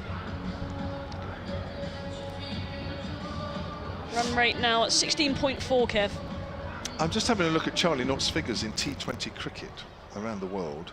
Adams bowls, and that's driven by Wellington up towards deep mid-on. They've run 1, they'll settle for 1. 93 for 5. That is actually Charlie Knott's best bowling in T20 cricket for either the Brisbane Heat. She played a few games for Wellington, and now for the Vipers, that's her best T20 figures. Brilliant. So well done to her. She got her best score in white ball cricket, didn't she, against Western Storm? Her trip to the UK has been quite fruitful then. Yeah, and also when she plays Western Storm. Career Yeah, best she likes with the playing bat. Western Storm. Yes. Adams bowls, it's hit in the air. Nice shot there through mid-wicket, in the air by Luff. Now, needs a few more of those from Sophie Luff. Good use of the feet, got to the pitch of the ball, just dragged it around into the gap on the leg side. Perfectly played. That's kind of what I would want to have seen from her about 2 or 3 overs before now. She was using her feet and sort of playing it back to the bowler, or not really doing a lot with it. Now using the momentum she's got. Here's Adams bowls. Luff swings away and misses, and oh, Vienna Southby's taken the bails off. Oh, what a She's shot. half interested in a stumping. What a shot. 3 stumpings for Vienna Southby. I should imagine that's a record for her. She got 4 in the 100 last year in a game against the did she? Northern Diamonds. Yeah. Ah, right, there we go. She called it Southby Sunday. We never heard the end of it, really. Southby Sunday. Down the wicket comes Luff, drives hard along the ground, but only as far as deep mid-off, and it'll be a single. Luff's moved on to 24, and the Storm move on to 99 for 5, still needing another, where are we? 76. It's 98 for 5, actually, the scoreboard's showing, sorry. Yeah, 76 from 26. Yeah. There's a nice hit up towards deep mid-on. Charlie Knott's underneath it. Oh, it's too well underneath it because it's gone over ahead for 6. That is a super shot, Amanda Jade Wellington. Well, this is why I would like to see her coming a little bit earlier. She's got the power, she's got the ability with the bat. As the Storm's 100 comes up in the 16th. Just in comparison, the Vipers reached 100 in the 14th over. But this is what I'd want to see from the Storm. Wellington down the wicket again, drives hard along the ground this time up to the top end of the ground. That should only be a single. Wellington moves on to 9 from just 4 deliveries. Wellington has a top score of 55 in T20 cricket, so again she's somebody who is capable, you're right. And I think she scores quickly enough as well. I'd like to have seen her come in a little bit earlier. For Luff to go a little bit earlier, she's starting to motor a little bit quicker now, striking above 100, but for them to be able to win this game, they needed to have done it a little bit earlier in the match for me. With 4 overs to go, Storm are 105 for 5. Freya Davies back into the attack by the looks of it. Just watching some of the Vipers signing autographs on the big screens here. Good crowd. It was a good crowd to start. That's the main. I think that's the main pointer. That's the way to really analyse a women's crowd. There was probably a good 2,000 in the ground before actually at the start of this game when the first ball was bowled. There's a few more in now. I'm not sure. I think we want to see a few more in yet for the men's game later, but there's been a bit of rain around, which hasn't helped. Freya Davies then from us the hotel end and gets an outside edge as Amanda J. Wellington tries to make room for herself, gets a faint edge and it goes through a very straight third for 4. Elwes was after it, couldn't catch up with it. It's 4 more to the total. Another 4 to Wellington, she moves to 13, 109 for 5. Good shot. I know she was trying to play it fine, maybe not that fine, but the intent was there. She knows where the gaps are, smart cricketer. She's trying to find something here for the Storm to latch onto. She's waiting again for Davies. She's in, she makes room, moves to the leg side, and it beats her. It's a Yorker length delivery. She tries to clamp down on it with her bat and beats Southby as well. As it goes through everyone. I suppose it's not called anything by the umpire, so I suppose she must have got a little bit of a bat on it. 110 for 5. 17.5 and over required from here on in. It feels like the contest is over, but you know, when 2 batters are in of this stature, you can't quite call it yet, can you? Not quite. Davies in again. This one's back of a length, doesn't get any real timing, does Luff. Clubs it into the onside. They're coming back for 2. Poor throw from Charlie Knott. Means they'll get back for 2. Good running. Ball goes to mid-wicket and 2 fielders were converging. Charlie Knott wins the race against Freya Kemp. They collect 2 more, 112 for 5. Sophie Luff, 26 from 24. Wasp has gone down to 1% now. Davies in again. And again, she's bowled a back of a length delivery that Sophie Luff tries to work into the onside. She does that, but can only collect a single. As Alice Monaghan comes in from square leg to pick the ball up inside the circle. When does it go to like 0.8%? Does it ever do that? I've very rarely seen it that low. I don't think it can go any lower, can it? Wellington this time waits for Davies. She's opted for the reverse slap through the offside. All fielders were up on the offside and she could only find one of them, which was Lindsay Smith at backward point. She switched her hands, she switched her legs. It was almost a switch hit. I don't really want to say reverse really, because it wasn't really, it was more of a switch hit. It was. She's trying to get it through the offside. There's a ring of fielders. Smith, Windsor and Adams all waiting inside the circle. Davies in again. Wellington uses her feet and can only club it into the onside this time, and Alice Monaghan comes in off the deep square boundary and keeps it to a single. 3 to go, Storm 114 for 5. The run rate now required is 20. Yeah, there was only 7 off that over. I mean, it's just nowhere near enough, is it? It needs to be a lot more than that, and we've said that quite a bit now over the Storm's innings. Always difficult to chase down 173 for 5 for victory. So it's proved here. It's a lot of runs to get. And the Storm, initially, weren't they? First few overs, they were sort of keeping up. They were neck and neck really until after 7 overs, they were 45 for 1, and the Vipers were 47 for 1. And then after that, they just started to slow down a little bit. Yeah. Well, 2 big players out there, 60 needed off 18 deliveries. Here's Lindsay Smith back into the attack, down the wicket, and she's hoisted that high in the air. So high, I think it's going to split the field, and it has. It's literally a beautiful sandwich onto the green on the 25-yard circle. 3 fielders running in at mid-wicket, and actually, to be fair, we're nowhere near it. Wellington moves on to 17 now. off 9 balls. Good strike rate, 188, but she needs a few others to do the same. And I think She it's really too does. late. Yeah, it's too late now, I'm afraid. As Smith bowls again, quicker delivery. Wellington works that along the ground up towards deep mid-on. Luff, I'm sure, will think about 2, decides against it. Wellington is on to 18. 117 for 5. 57 needed to win from 16 deliveries. I have to think about that. 57 from 16. Yeah. Just look at the screen, it's got it there. It's very Smith's bright bowling though. well. Yeah. Down the wicket comes Luff, but hits that as far as deep mid-off. It's along the ground again. It'll only be a single. That run rate required from here is up to 22.5 per over. 118 for 5.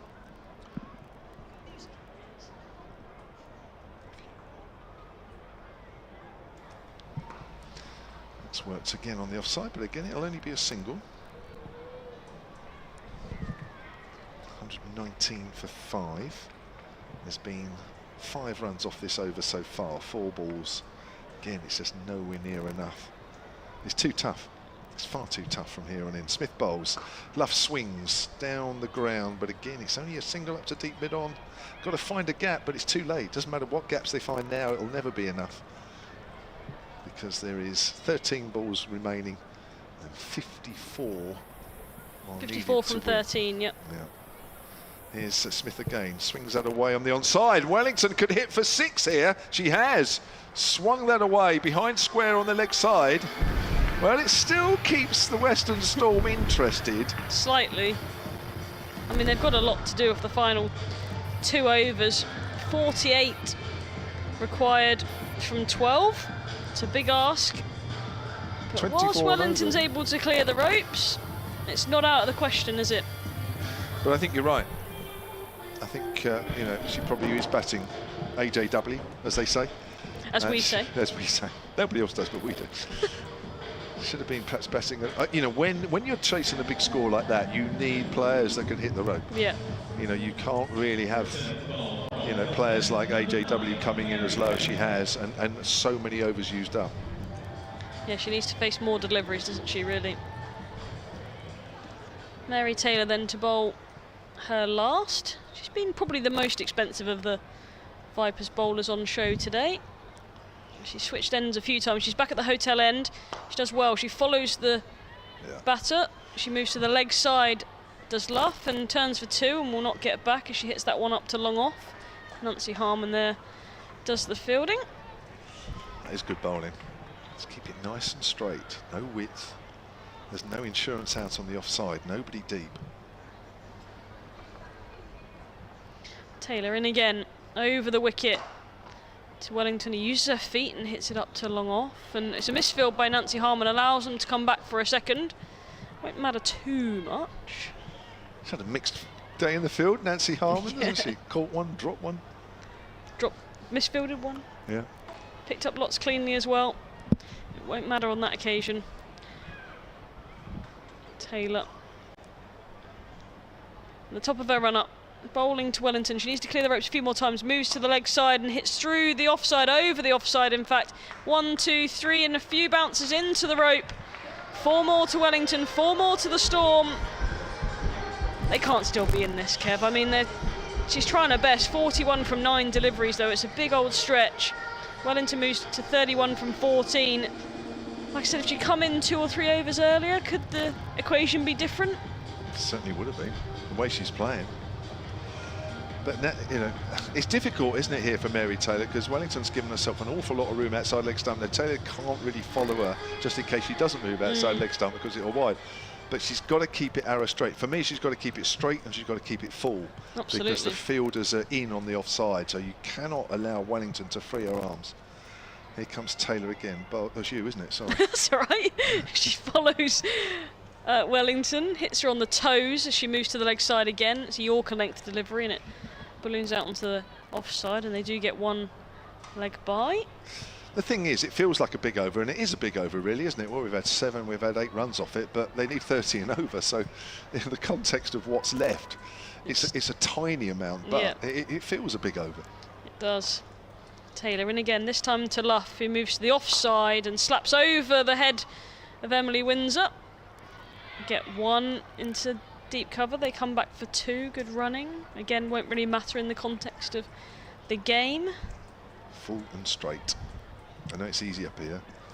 I know that. It's not that easy sometimes, even when you're running in, isn't it? And you say, I know I've got to bowl full and straight. It doesn't always actually end up full and straight, but that's what you've got to look to do in this situation. Bowl at the stumps, keep the stumps in play.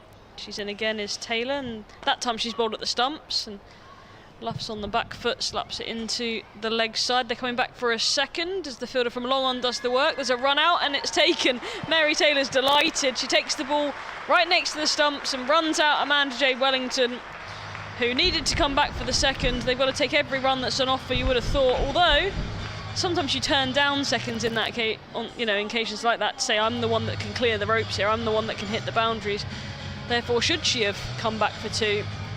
But she's been run out, Amanda J. Wellington, at the non-striker's end, coming back for the second.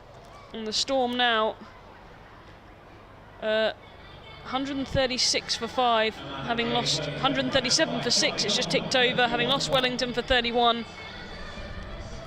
She batted well. She striked at 206, Kev. She did brilliantly well, but just wasn't able to score enough runs for me to get the Storm side over the line. That's 60 runs in 4 overs, those two put on together. That's what I mean. Could they have come in earlier? Well, could Wellington have come in earlier to try and start that onslaught? Sophia Smell then, the new batter. 19 overs gone, 137 for 6. 1 over to go. Scoreboard said Molly Robbins. They got that wrong. Oh, it is Molly Robbins. Sorry, I thought. No, that's not. Otherwise, I was going to phone the scorer. No, it looked like Smale, and usually Smale does but above Robbins, so.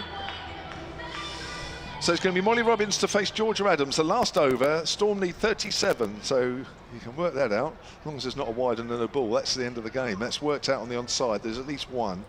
Luff thinks about 2. She'll stay on strike here. 1 run it is. So the Vipers are going to win this one, barring an absolute nightmare from somebody. And that somebody could only be Georgia Adams, but I think she's too experienced to be bowling wides and no balls at this stage of the game. 137 for 6 then, 37 needed, 5 balls left. It's all over for the Storm. It's Shane Robbins facing, that can't be right. It must be, it's Luff. Yeah, I think they're just a ball behind. Yeah. 33 not out for Sophie Luff as Adams bowls. Luff comes down the wicket, drives hard up towards mid-off. I don't think there's going to be any more than 1 if it's picked up cleanly, which it is. Alice Monaghan at the top end of the ground, and that's just a single. The scoreboard is 1 behind at the moment, so I make it. Is that 137 now or 138? 139, I think. 138. No. Yep, well, there it is. It's caught up. 139, 35 to win off 4 deliveries. Adams bowls. Robbins swings up towards the top end of the ground. Good stop there from Alice Monaghan. Can't pick it up cleanly. They come back for 2. And Storm move on to 141 now for 6. Shows us a good batting wicket, doesn't it? Be exciting to see what Hampshire Surrey later. That's for sure. Fairly central. So here's Adams again. Robbins swings. It's in the air, out towards wide mid-off. In again is Alice Monaghan, running towards her left this time. She's done a lot of running today, hasn't she? Yes. All she did when she batted was run 2s, and she's had a lot of work to do in the outfield in the last couple of balls as well. But still only 6 runs off this over. Again, it looks like there's a lot of runs, but it isn't really. It's never really made a dent into this total. Storm are going to lose this one comfortably as Robbins swings again. Again, Monaghan is doing the running up at deep mid-off. Again, there'll be 2 runs if Robbins hurries, and Southby has the bails off. Not out, says the umpire this time, as Robbins just dives in at the last moment to get over the line. So we get to the last ball of the game then, with Storm on 145 for 6, chasing the Vipers total of 173 for 5.